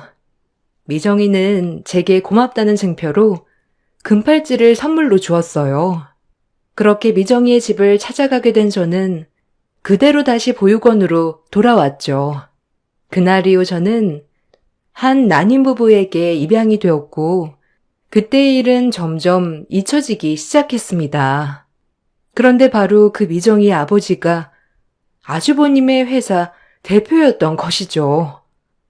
아유, 그때 미정이가 오고 나서 나는 정신을 차렸습니다. 아니, 미정이가 집을 나간 이유를 알고 나서 정신을 차렸죠. 아, 그러셨군요. 미정이는 잘 지내고 있나요? 저도 그날 이후로 까마득히 잊어버렸네요. 아, 그럼요. 미정이는 그날 이후로 정말 잘 지내서 지금 이 회사를 운영하고 있어요. 저도 이제 나이가 많이 들었고 자리를 물러나야 하는 시기라 저 대신 미정이가 이 일을 맡게 되었네요. 그동안 아무리 찾아도 찾을 수가 없어서 답답했는데 이렇게 만나게 되다니 너무 기쁩니다. 사실 죽기 전에는 다시 만나지 못할 수 있겠다 싶었거든요. 아, 미정이도 보고 싶네요. 미정인 사실 다시 돌아오고 싶지 않았다고 했는데 같이 있던 친구가 자꾸만 자신의 마음을 움직였다고 하더라고요. 선생님이 아니었으면 우리 미정이 다시 오지 못했을 겁니다. 정말 고맙다는 말을 하고 싶었어요. 아, 회장님, 말씀 낮추세요. 저는 그냥 미정이가 좋은 가족을 다시 만났으면 좋겠다고 생각했어요. 그때 당시만 하더라도 저는 미정이가 다시 가족을 만났으면 좋겠다는 생각에 했던 일이었지만 결국 그 가족에게는 잃어버렸던 하나밖에 없는 딸을 다시 만나게 되었던 일이 된 것입니다. 미정이 역시 그때만 하더라도 어린 마음에 집을 나가버렸고 무서운 마음에 입을 다물어 버렸지만 제가 가족을 찾아주면서 다시 일상으로 되돌아갈 수 있었던 것이죠. 그 후에 저는 미정이와도 만남을 갖게 되었습니다. 어머, 어쩜 이렇게 어릴 적이랑 똑같이 컸어? 너무 반갑다. 아버지가 너가 차고 있던 팔찌 보고 알아보셨대. 미정아, 너도 진짜 그대로다. 벌써 40년이나 지났어. 그런데 이렇게 그대로라니 너무 놀랍네. 난 종종 그 팔찌 차고 다녔지. 넌 어떻게 지냈어? 정말 세월 빠르다. 우리 그때 진짜 어렸는데 너 덕분에 나 다시 가족을 만났고 행복하게 잘 지낼 수 있었어. 너는 어떻게 지냈어? 그날 이후로 입양 갔다는 소식은 들었어. 너 찾으려고 했는데 이미 입양 간 가족들은 연락도 안 되고 너는 이름도 바꿔서 찾을 수가 없더라고. 나 입양 가서 그 집안 성씨랑 이름으로 다 바꿨어. 그래서 더 못 찾았을 거야. 잘 지냈다니 너무 다행이다. 나 사실 그때 은혜 갚으려고 더 열심히 살았어. 솔직히 나는 가족을 기억하고 있었지만 너는 아무런 기억이 없어서 슬퍼했잖아. 그 보육원에서 유일하게 나를 신경 써주고 잘해주었던 것도 너뿐이었고 언젠가는 만나면 내가 그 은혜 보답하려고 이렇게 노력해서 대표 자리까지 앉게 되었어. 어머, 진짜 축하해. 잘됐다. 너무 잘됐어. 그렇지? 이거 다 네 덕분이야. 어떤 것이든 말만 한다면 다 도와줄 수 있어. 내가 할 수 있는 건 다 해줄게. 원하는 거 있으면 말해봐. 에이, 무슨 원한한 게 있다고 그래. 그냥 그땐 내 친구니까 가족을 찾아준 거지. 지금 생각해보면 정말 대단해. 겨우 7, 8살밖에 되지 않았는데 거기다가 소중하게 모아둔 돈들을 오로지 나를 위해 쓴 거잖아. 그러게 말이야. 아마 마지막으로 했던 선행이 아닐까 싶기도 하고. 그렇게 큰 일을 했는데 내가 그 은혜 갚아줘야지. 뭐든 이야기해봐. 아 참, 그러고 보니까 아빠가 그날 회사에 갔을 때 무슨 일 있었다며? 거기 대표랑 아는 사이야? 아, 사실 거기 대표 우리 아주버님이야. 요구르트 배달하러 갔는데 잠깐 일이 있었어. 아, 아빠 말로는 좀 소란이 있었다고 하던데? 싸운 거야? 싸우기보다는 아무래도 내가 가족인데 요구르트 배달을 간다는 게 좀 신경 쓰였나 보더라고. 미정이는 저의 이야기를 듣고 한참을 생각하다 갑자기 한 가지 제안을 했습니다. 저는 그 제안을 듣고 나서 고민을 하게 되었죠. 그렇지만 미정이는 저에게 꼭 은혜를 갚고 싶다면서 거절하지 말아달라고 이야기를 했습니다. 미정이가 저에게 한 제안은 바로 아주버님이 있던 자리에 대표직을 저에게 넘긴다는 것이었어요. 사실 아주버님은 사업 운영에 있어서 지점 대표이긴 했지만 그 이후 지부장 자리가 있었어요. 지부장 자리에 있었던 사람이 이번에 나이가 들면서 은퇴를 하게 되었고 공석이 된 상황이었죠. 이번에 회장님이 직접 아주버님 업체로 향하게 되었던 건 역시 아주버님에게 지부장 자리를 주기 위해서였지만 저를 만나게 되면서 다음으로 미뤄지게 된 것이었습니다. 저와의 다툼을 듣고 난 후에는 저를 위해서 그 지부장 자리를 저에게 주겠다고 제안을 하게 된 것이었죠. 처음에는 저도 거절을 했지만 계속된 권유로 받아들이게 되었습니다. 아마 저도 한편으로는 아주버님과 형님에게 보여주고 싶었던 것이 있었던 것 같아요. 지부장 자리를 받아들이고 나서 처음 지점을 돌게 되었던 날, 저를 본 아주버님과 형님의 얼굴은 새하얗게 질리고 말았습니다. 아니, 재수 씨가 왜 여기에? 동서가 여기에 어떻게 왔어? 동서라니요? 저는 지부장 김승주입니다. 잘 부탁드립니다. 동서, 이게 어떻게 된 일이야? 지부장이라니? 갑자기 이렇게 될 수 있는 거야? 말 좀 가려서 하세요. 여기가 사적인 자리도 아니고, 거기다가 여기 직원도 아니지 않습니까? 모든 사람들 앞에서 저는 공적인 공간에서는 공적으로만 대하겠다고 선언을 했습니다. 냉정하게 사적인 관계는 밝히지 말아달라고 이야기를 하자 아주버님과 형님의 얼굴은 울그락불그락 변하기 시작했죠. 속으로는 너무나 고소한 마음이 들었습니다. 역시나 형님은 인사 후에 갑자기 메시지로 잠시 보자며 연락을 해왔습니다. 저는 당당하게 형님을 맞이했습니다. 동서, 아니 이게 뭐하는 짓이야? 지부장이라니. 지금 이게 말이나 돼? 여기서 일을 해봤던 것도 아니고 이게 얼마나 잘못된 건지 알기나 해? 뭐가 잘못되었죠? 그러면 직원도 아닌 형님이 여기에 자꾸 오는 건 말이 되는 거고요? 형님은 여기 직원도 아닌데 매번 출근을 하시고는 직원들 부려먹지 않으셨나요? 그런 제가 너무한 걸까요? 아니면 형님이 너무하신 걸까요? 아니, 내가 부려먹긴 뭘 부려먹어? 그리고 지부장 자리는 원래 우리 남편이 될 거였는데 어떻게 동서가 될 수 있어? 그건 알 필요 없지 않나요? 조사를 해보니 아주버님 그동안 뒷돈을 여러 번 받으셨더라고요. 이거 다 증거 있는데 말씀드릴까요? 뭐? 뒷돈이라고? 우리 남편은 그런 거 할 줄 몰라. 무슨 소리를 하는 거야? 더 이상 직원이 아니신 분이랑 이야기할 필요는 없으니 나가주세요. 그리고 다시는 용건 없이 여기 오지 않으셨으면 좋겠습니다. 뭐라고? 황당한 얼굴을 하고 있는 형님을 밖으로 내보내고 나서 저는 시숙의 지금까지의 일에 대해서 다시 살펴보게 되었어요. 시숙은 지부장의 자리가 자신에게 올 것이라고 생각하고 여러 업체의 뒷돈을 받았던 정황이 있었습니다. 이를 먼저 확인을 하고 보고를 한 후에 시숙에게 이 사실을 이야기했습니다.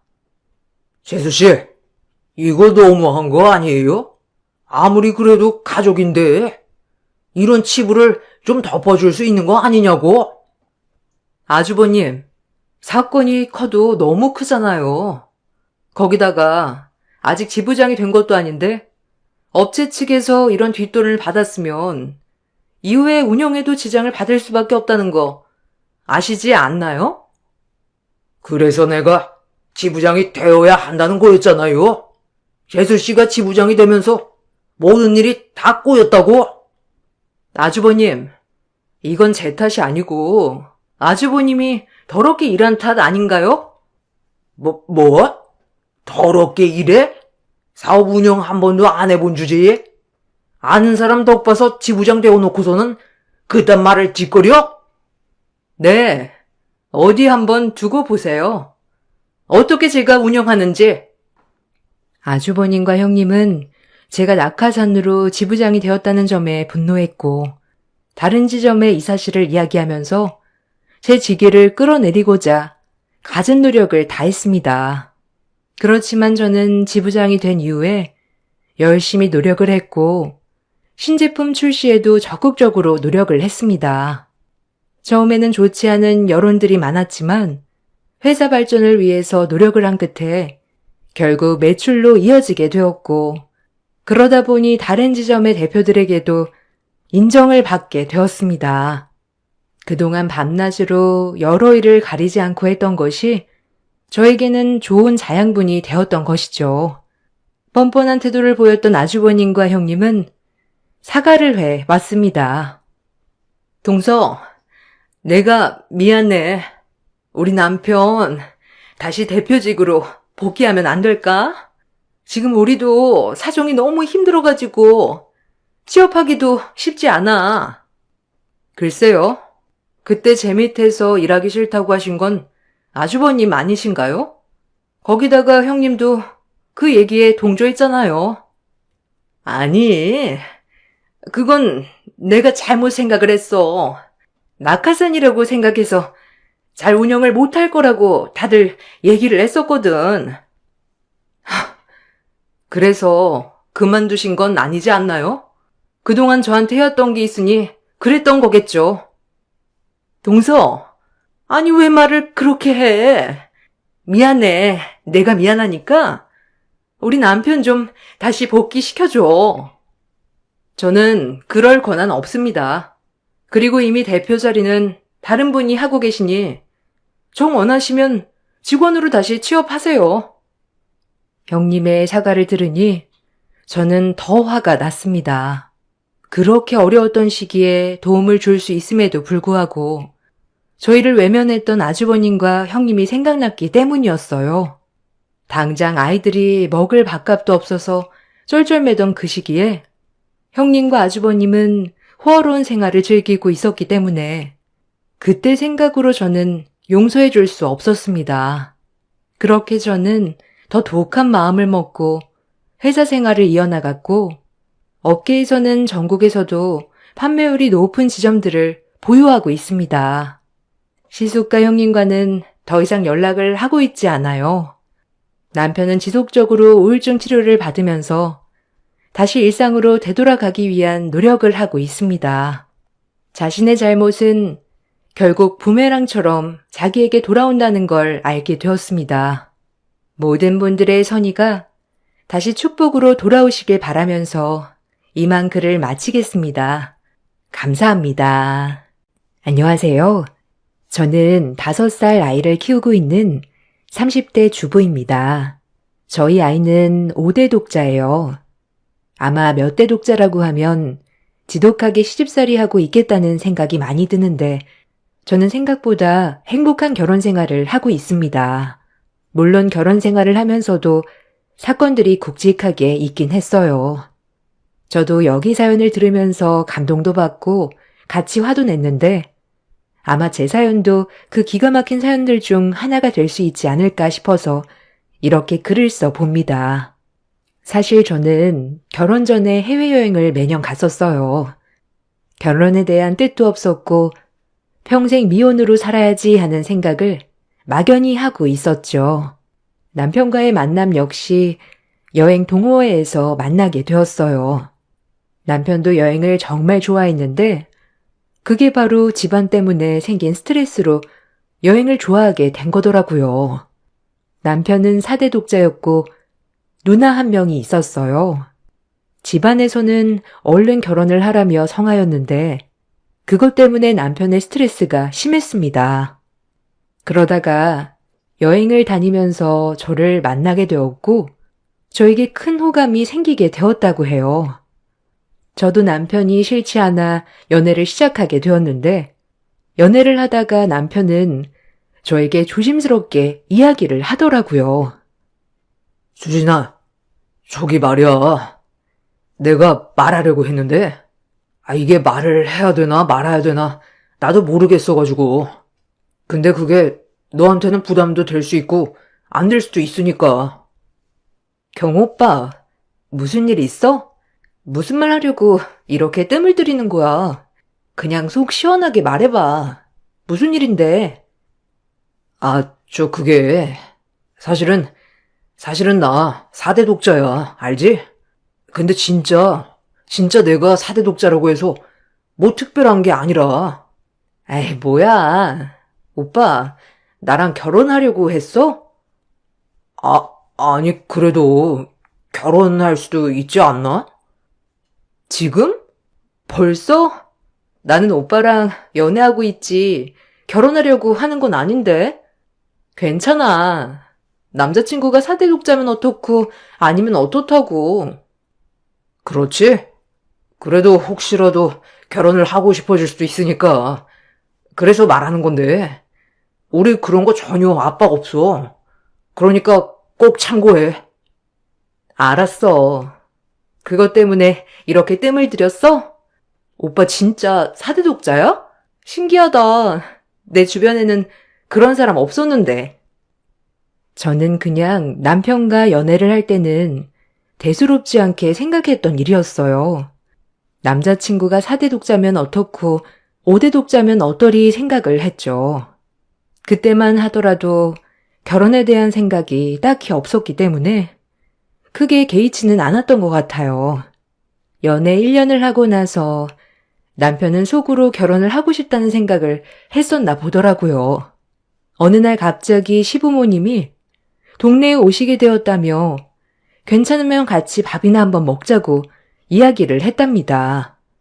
저는 그때는 정말 그렇구나 생각을 하고 가서 밥을 먹게 되었어요. 안녕하세요. 저는 경우 오빠 여자친구 이수진이라고 합니다. 어머, 너무 예쁜 아가씨가 우리 아들 여자친구구나. 반가워요. 나는 경호 엄마예요. 이쪽은 경호 아빠. 반가워요. 경호가 한번 사진을 보여줬는데, 실물 보니까 실물이 더 예쁜 것 같네요. 경호랑 얼마나 만났죠? 감사합니다. 저희 1년 정도 만났어요. 그렇구나. 경호 본가가 다른 지역인 거는 들었어요? 네네. 처음에 연애할 때 많이 들었어요. 엄마, 수진이 나 4대 독자인 것도 다 알아. 그거? 그건 정말 신경 안 써도 돼요. 4대 독자 그런 거 이제는 아무것도 아니지 뭐. 혹시나 신경 쓰이는 거 있으면 전혀 신경 안 써도 되니까 걱정하지 말아요. 처음 식사 자리에서 뵙게 된 시부모님은 인자하고 따뜻한 분이셨어요. 가벼운 마음으로 참석한 식사 자리였지만 두 분을 뵈니 뭔가 결혼을 해도 괜찮을 것 같다는 생각이 들더라고요. 제가 결혼에 대해서 생각이 없었던 이유도 바로 저의 집안 때문이었는데요. 저는 장남의 딸로 태어났는데 저희 집이 딸 부잣집이었거든요. 엄마가 아들을 낳으시려고 노력을 하셨지만 결국 딸만 5을 낳아서 고된 시집살이를 해왔기 때문에 결혼의 생각이 전혀 들지 않았었어요. 여기에 남자친구가 4대 독자라고 하니 더 신경이 쓰였었죠. 근데 시부모님께서는 전혀 그런 느낌이 없으셨답니다. 이런 거 물어봐도 되나? 가족은 어떻게 돼요? 아, 저는 부모님이랑 언니 둘, 동생 둘 이렇게 5자매예요. 저희 딸 부잣집이에요. 아유, 어머, 너무 좋겠다. 나는 가족이 많이 있었으면 좋겠다 생각을 했었거든요. 내가 몸이 좀 약해서 둘로 끝이 나긴 했지만 가능만 했다면 더 낳고 싶었거든. 부모님이 정말 행복하시겠어요? 맞아. 우리도 딸 한 명만 더 낳아보자 생각했었잖아, 여보. 수진이 부모님은 너무 좋겠어. 이렇게 이쁜 딸이 5이나 있으니. 만나 뵈었던 시부모님은 너무나 따뜻하고 좋으신 분이셨지만 나중에 남편에게 들었을 때에는 시모가 고된 시집살이를 정말 많이 경험했다고 했어요. 아무래도 3대 독자의 며느리였기 때문에 시누이를 낳고 나서 아들을 낳아야 한다는 압박감도 많이 받았다고 하시더라고요. 그러다 보니 시어머니는 나중에 자신이 시어머니가 되었을 때에는 절대 며느리에게 압박을 주면 안 되겠다고 다짐을 하셨다고 해요. 특히나 아들이 4대 독자라 이 사실 때문에 결혼을 하지 못할까 싶어서 걱정이 정말 많으셨답니다. 저는 오히려 시부모님이 정말 좋으신 분이셨기 때문에 남편과 결혼을 결심했어요. 결혼 허락을 받으러 갔을 때에도 시부모님은 저에게 정말 고맙다며 이야기를 해주셨죠. 수진아, 정말 고마워. 사실 나는 우리 아들이 결혼할 수나 있을까? 걱정이 이만저만이 아니었거든. 주변에서 4대 독자니 뭐니 이런 말 해도 하나도 신경 쓸 거 없어.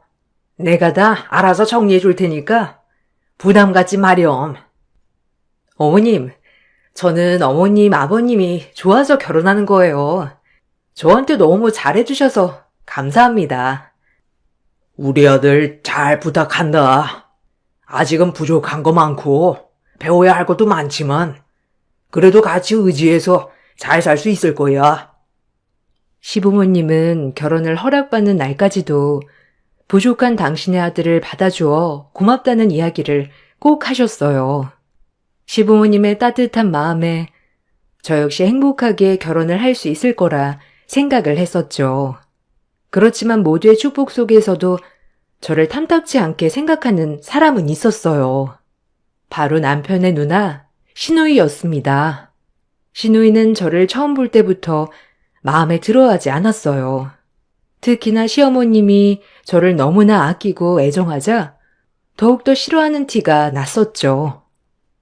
수진아, 이거 다른 게 아니고 그냥 결혼 선물이야.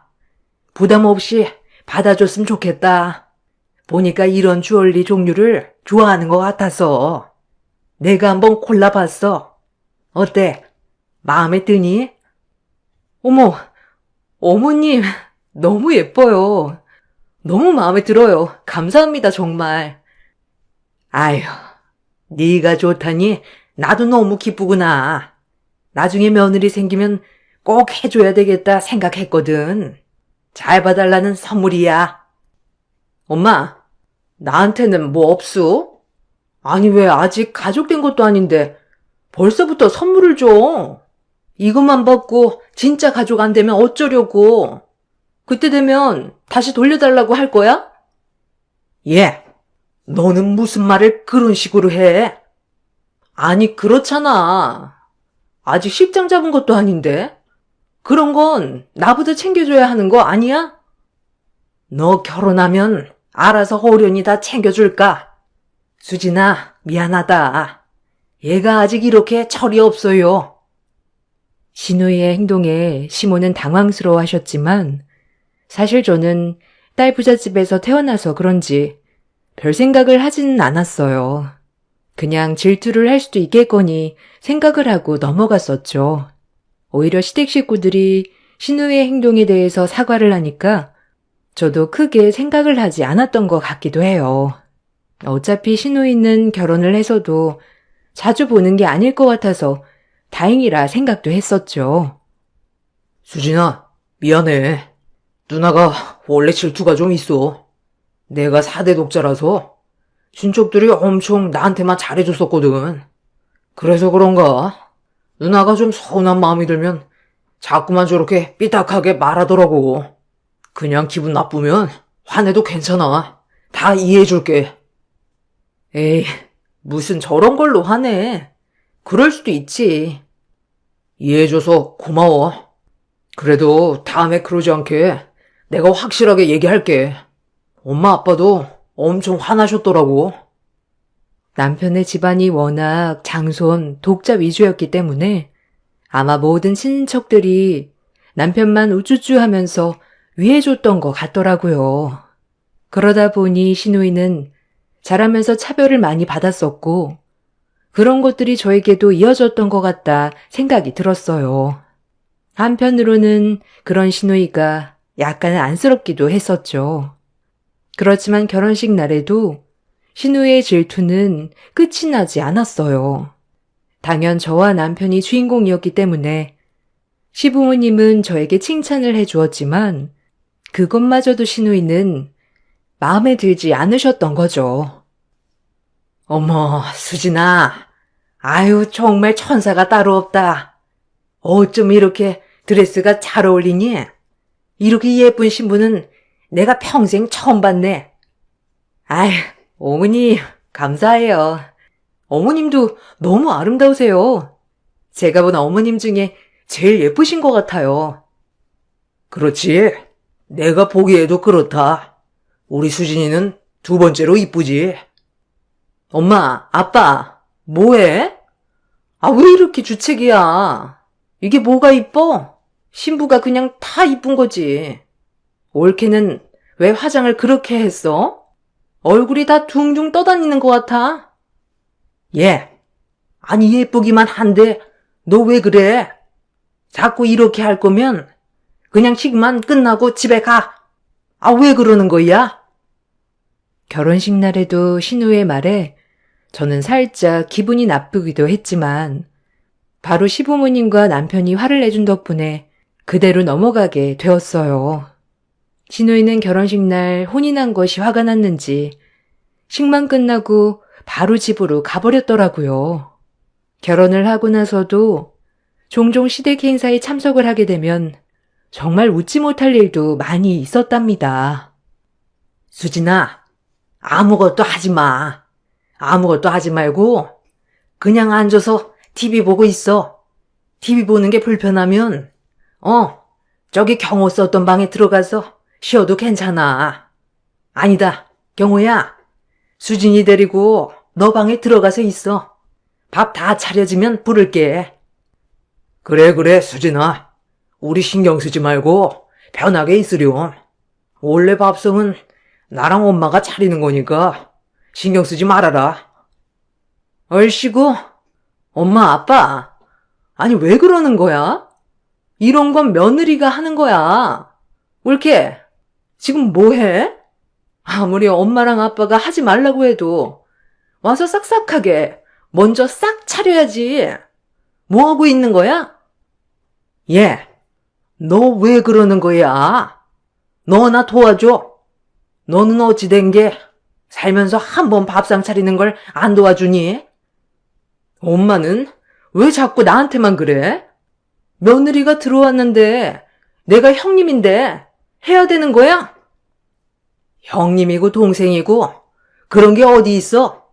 너는 한 번을 도와줬어야 내가 인정이나 해주지.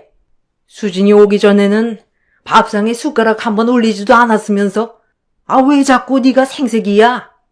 수진이도 있는데 창피하게 이럴래? 시부모님은 저를 어떻게든 가만히 있게 하시려고 노력하셨고, 시누이는 어떻게든 나에게 일을 시키려고 노력을 했죠. 그 사이에서 어떻게 해야 하나 고민을 하기도 했지만, 항상 시누이가 먼저 화를 내고 나가버리면서 상황은 끝이 나곤 했습니다. 그럴 때면 시어머니는 저에게 미안하다며 사과를 하셨어요. 아이고, 수진아. 너무 미안하다. 좋은 날에 분위기가 이렇게 되다니. 내가 참석 안 해도 괜찮다고 했는데 굳이 또 와서 이러네. 괜찮아요, 어머님. 너무 신경 쓰지 마세요. 형님도 갑자기 새 식구 들어오고 그래서 마음이 그러실 수도 있으니 이해해요. 이해해주니 고맙다. 좋아하는 거 많이 했으니까 배부르게 먹고 가렴. 어머님께서는 혹시라도 시누이가 다음에 만나면 또 꼬투리를 잡을까 싶어서 시댁 행사가 있는 날에는 참석하지 말라고도 해보았지만 이상하게 시누이는 기분 나빠하면서도 모든 행사에 참석을 했어요. 남편 또한 결혼 전에는 매번 빠지던 가족 식사 자리를 제가 오고 나서는 꾸준히 참석하는 게 더 괘씸하다며 이야기를 하더라고요.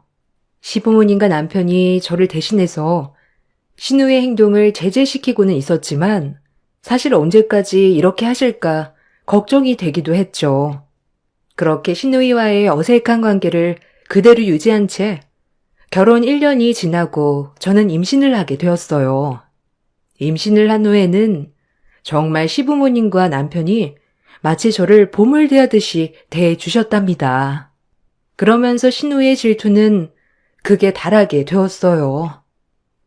수진아, 요즘 몸은 힘들지 않니?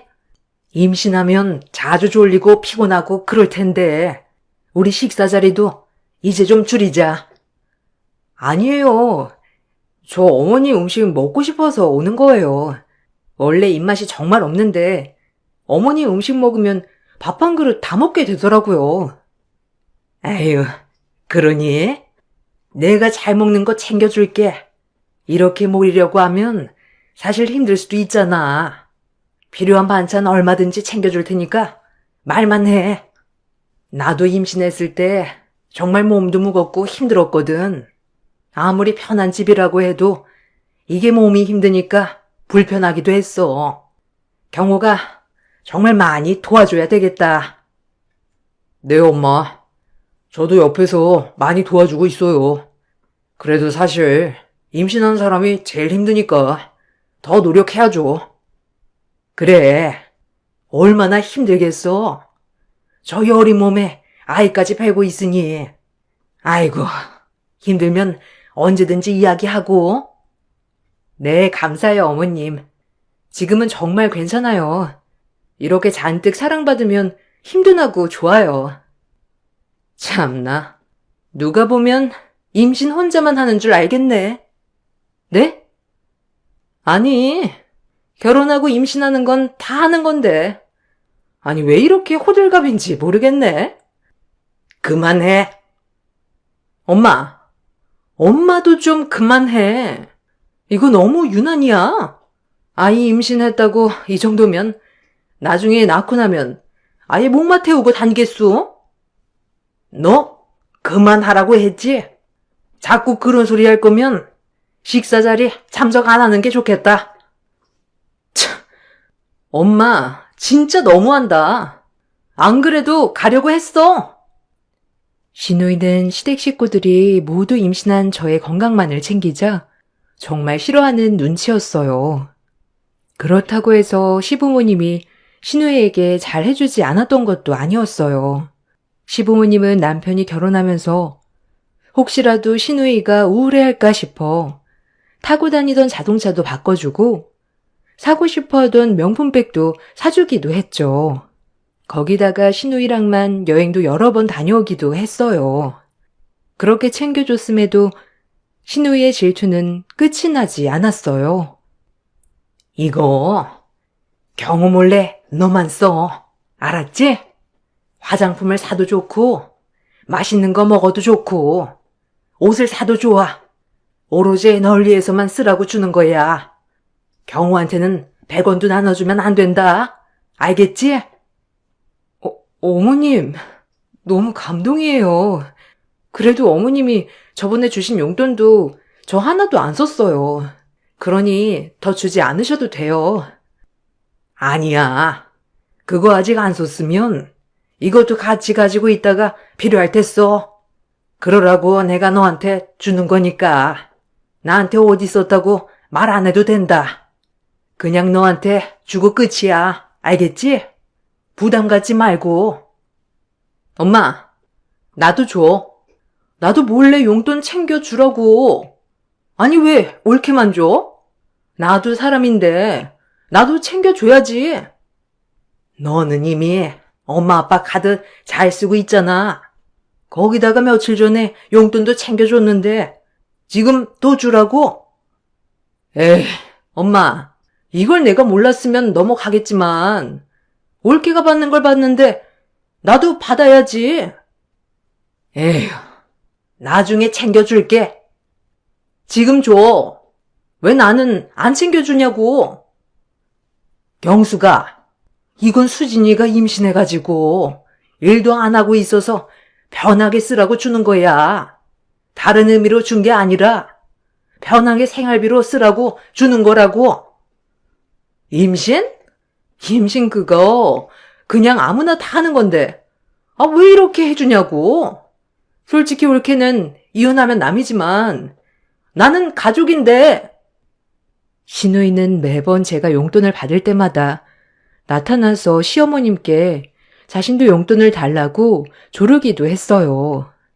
신우이의 질투는 날이 갈수록 점점 더 심해지기 시작했죠. 이후에 아이가 5대 독자 아들이라는 소식이 전해지고 나서는 시부모님뿐만 아니라 온 친척들의 관심을 받게 되었답니다. 시댁 식구들은 복덩이가 들어왔다면서 너무나 좋아하셨어요. 시모 역시 아들, 딸 상관없다며 항상 이야기를 해오셨지만 아들이라고 하니 엄청 좋아하시더라고요. 뭐 필요한 거 없니? 나중에 출산하고 나면 회복할 때까지는 쉬어야 하니까 필요한 거 말하면 내가 준비를 해볼게. 아니다. 이걸로 필요한 거 다 사렴. 어머님, 너무 많아요. 매번 보실 때마다 용돈 자꾸만 챙겨주셔가지고 그것만으로도 필요한 거 다 살 수 있어요. 이건 그냥 넣어두세요. 그래도 첫 손주인데 좋은 걸로 해주고 싶어서 그래. 아, 그리고 산후조리원은 내가 알아보고 예약을 해뒀어. 저번에 경호한테 물어보니까 좋다고 한 곳이 있더라고. 그래서 예약했으니까 산후조리 걱정하지 말거라. 산후조리원 나오고 나서도 2달 동안은 도우미 이모님이 오실 거야. 어머님, 정말 감사해요.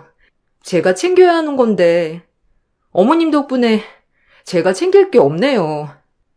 아이고, 내가 출산한 지 너무 오래돼가지고 뭐가 필요한지를 몰라서 준비를 해주고 싶은데 그래도 엄마 취향이 있으니 아이 물품은 알아서 골라보렴. 시어머님은 항상 저를 먼저 생각하시면서 이야기를 해 주셨어요. 그런 덕분에 저도 행복하게 임신 기간을 거치고 출산까지 하게 되었답니다. 출산을 하고 나서 사실 시부모님이 가장 먼저 달려오실 거라 생각을 했는데 며칠이 지나도 찾아오시지 않더라고요. 궁금해서 물어보니 혹시라도 내가 불편할까 신경이 쓰일까봐 나중에 아이까지 잘 크고 나서 100일 정도에 오시겠다며 이야기를 하신 상태셨어요. 덕분에 저는 산후조리원까지 무사히 다녀오게 되었답니다. 아이가 100일이 되어가면서 종종 영상통화도 하고 편하게 오시라 이야기도 했었죠. 어머님, 아버님, 저 이제 집에 왔고 이제는 집으로 오셔서 아기 보셔도 돼요. 저 괜찮아요. 아니다. 우리가 한 번 가면 계속 있고 싶어질 것 같아. 몸은 좀 괜찮니? 어디 아픈 데는 없고? 요즘은 산후 마사지도 많이 받는다고 하던데 10회 정도 예약할까 하는데 어떻게 생각하니? 마사지요? 아유, 어머님, 너무 신경 많이 쓰시는 거 아니세요? 출산하면 온몸이 다 약해지니까 더 조심해야 돼. 마사지 받으면 그래도 좀 괜찮다고 하더라고. 수진이만 괜찮다면 내가 마사지 예약해주고 싶은데 괜찮니? 어머님, 제가 이걸 어떻게 다 보답을 해드려야 할지. 감사해요, 진짜. 신경도 제일 많이 써주시고. 보답은 무슨? 수진이가 우리 집에 온 순간부터 가족이지. 무엇보다 건강한 게 제일이니까 푹 쉬고. 시부모님은 제가 전화를 하기 전까지는 저에게 전화 한 번을 하시진 않으셨어요. 남편에게는 자주 전화를 해서 아이와 저의 안부를 물어보셨지만 혹시라도 저에게 전화하는 것이 불편할까 생각하셨는지 전화도 하지 않으셨답니다.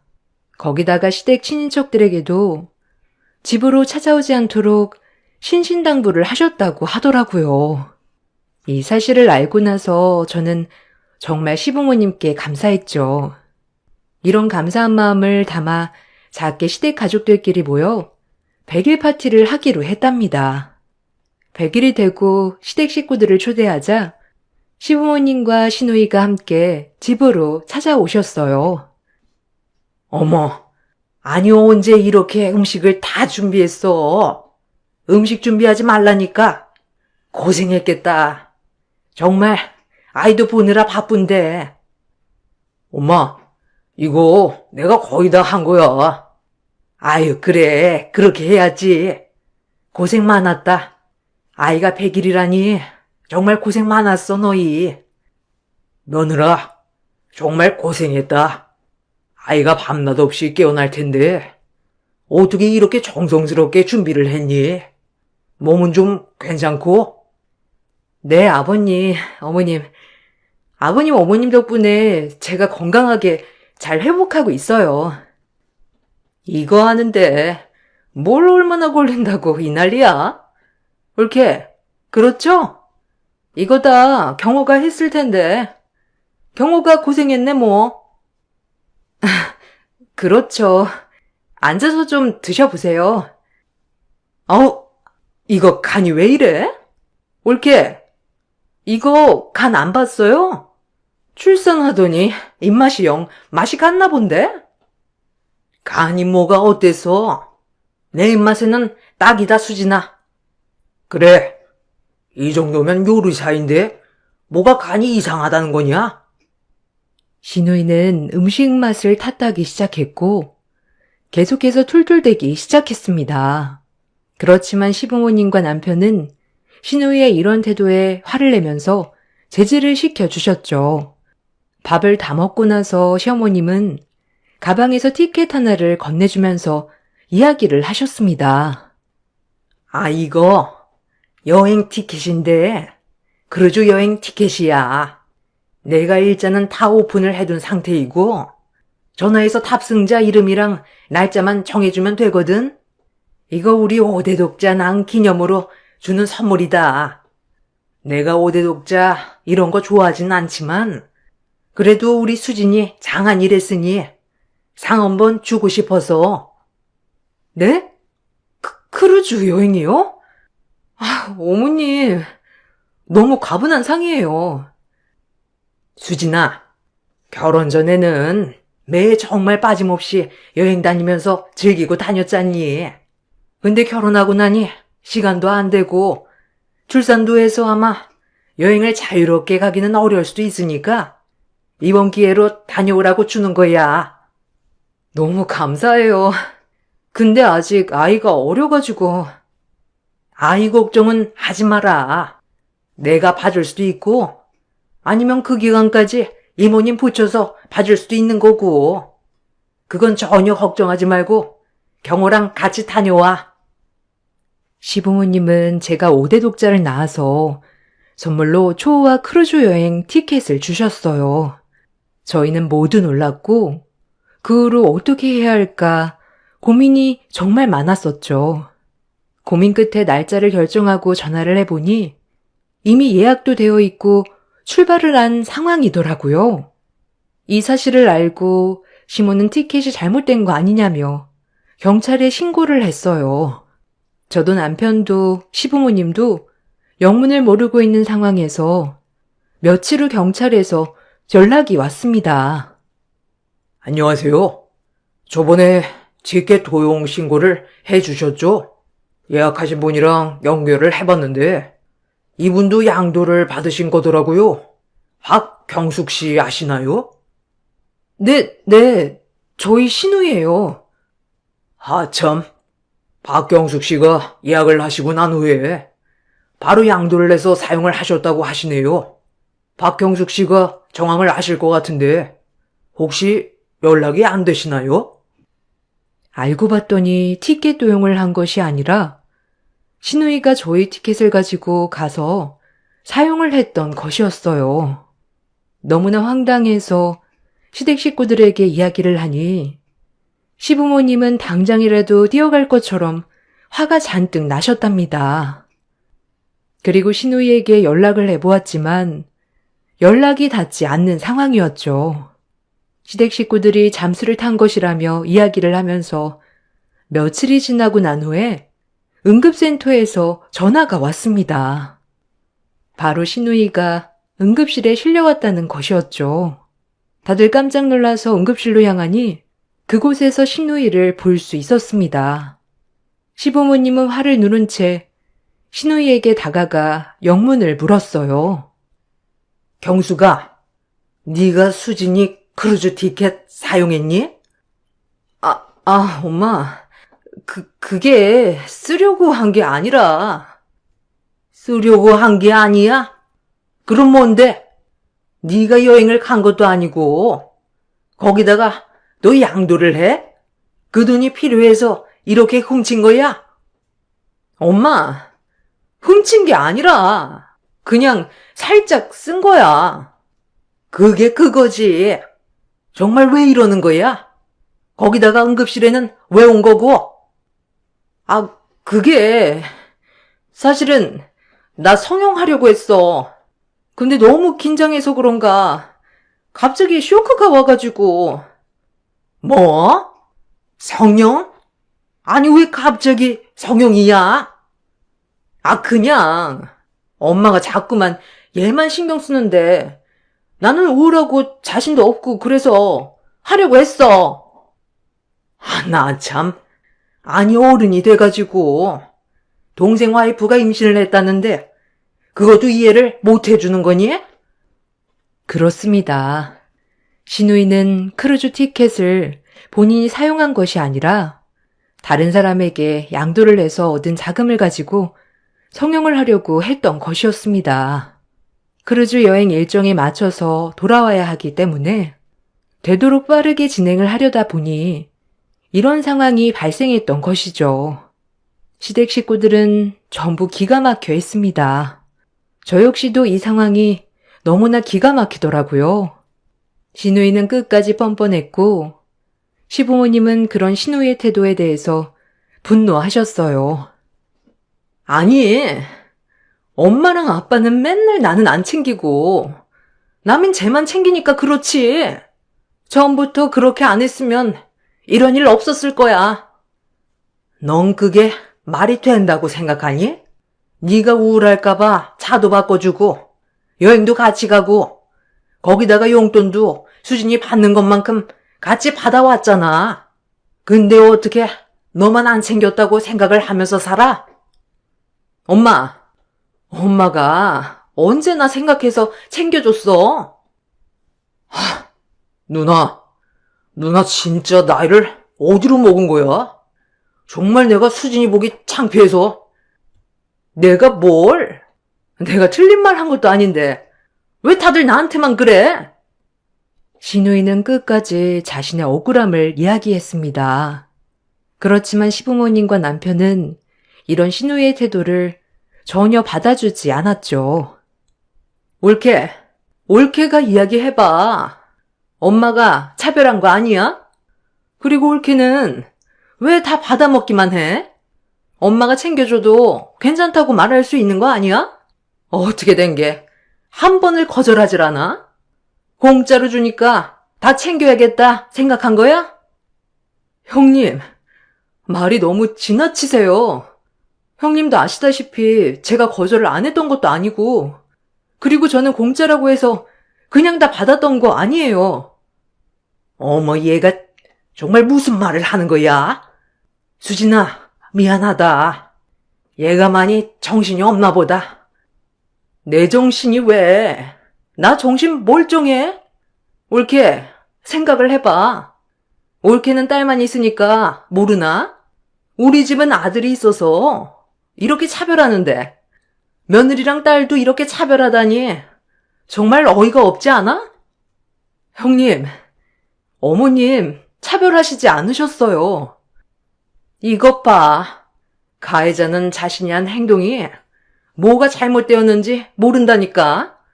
차별을 안 당해보니까 모르는 거지. 형님, 그런 거 아니에요. 경숙이 너 계속 그런 이야기 할 거면 앞으로 시댁 행사 절대 참석하지 말아라. 네가 차별을 한다고 하니 내가 정말 할 말이 없구나.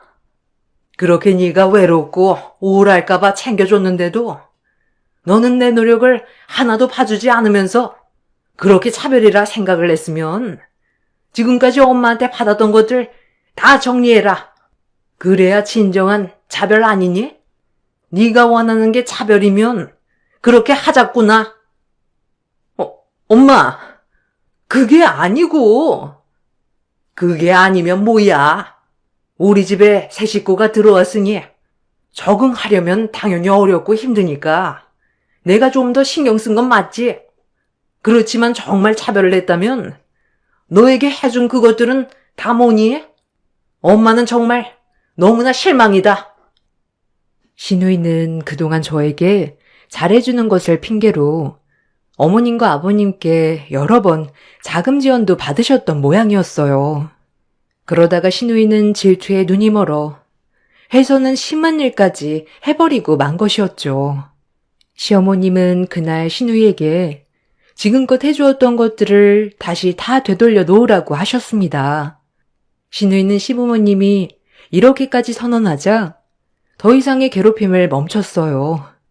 그날 이후로 신우이는 가족 행사에 참석을 하지 않고 있습니다.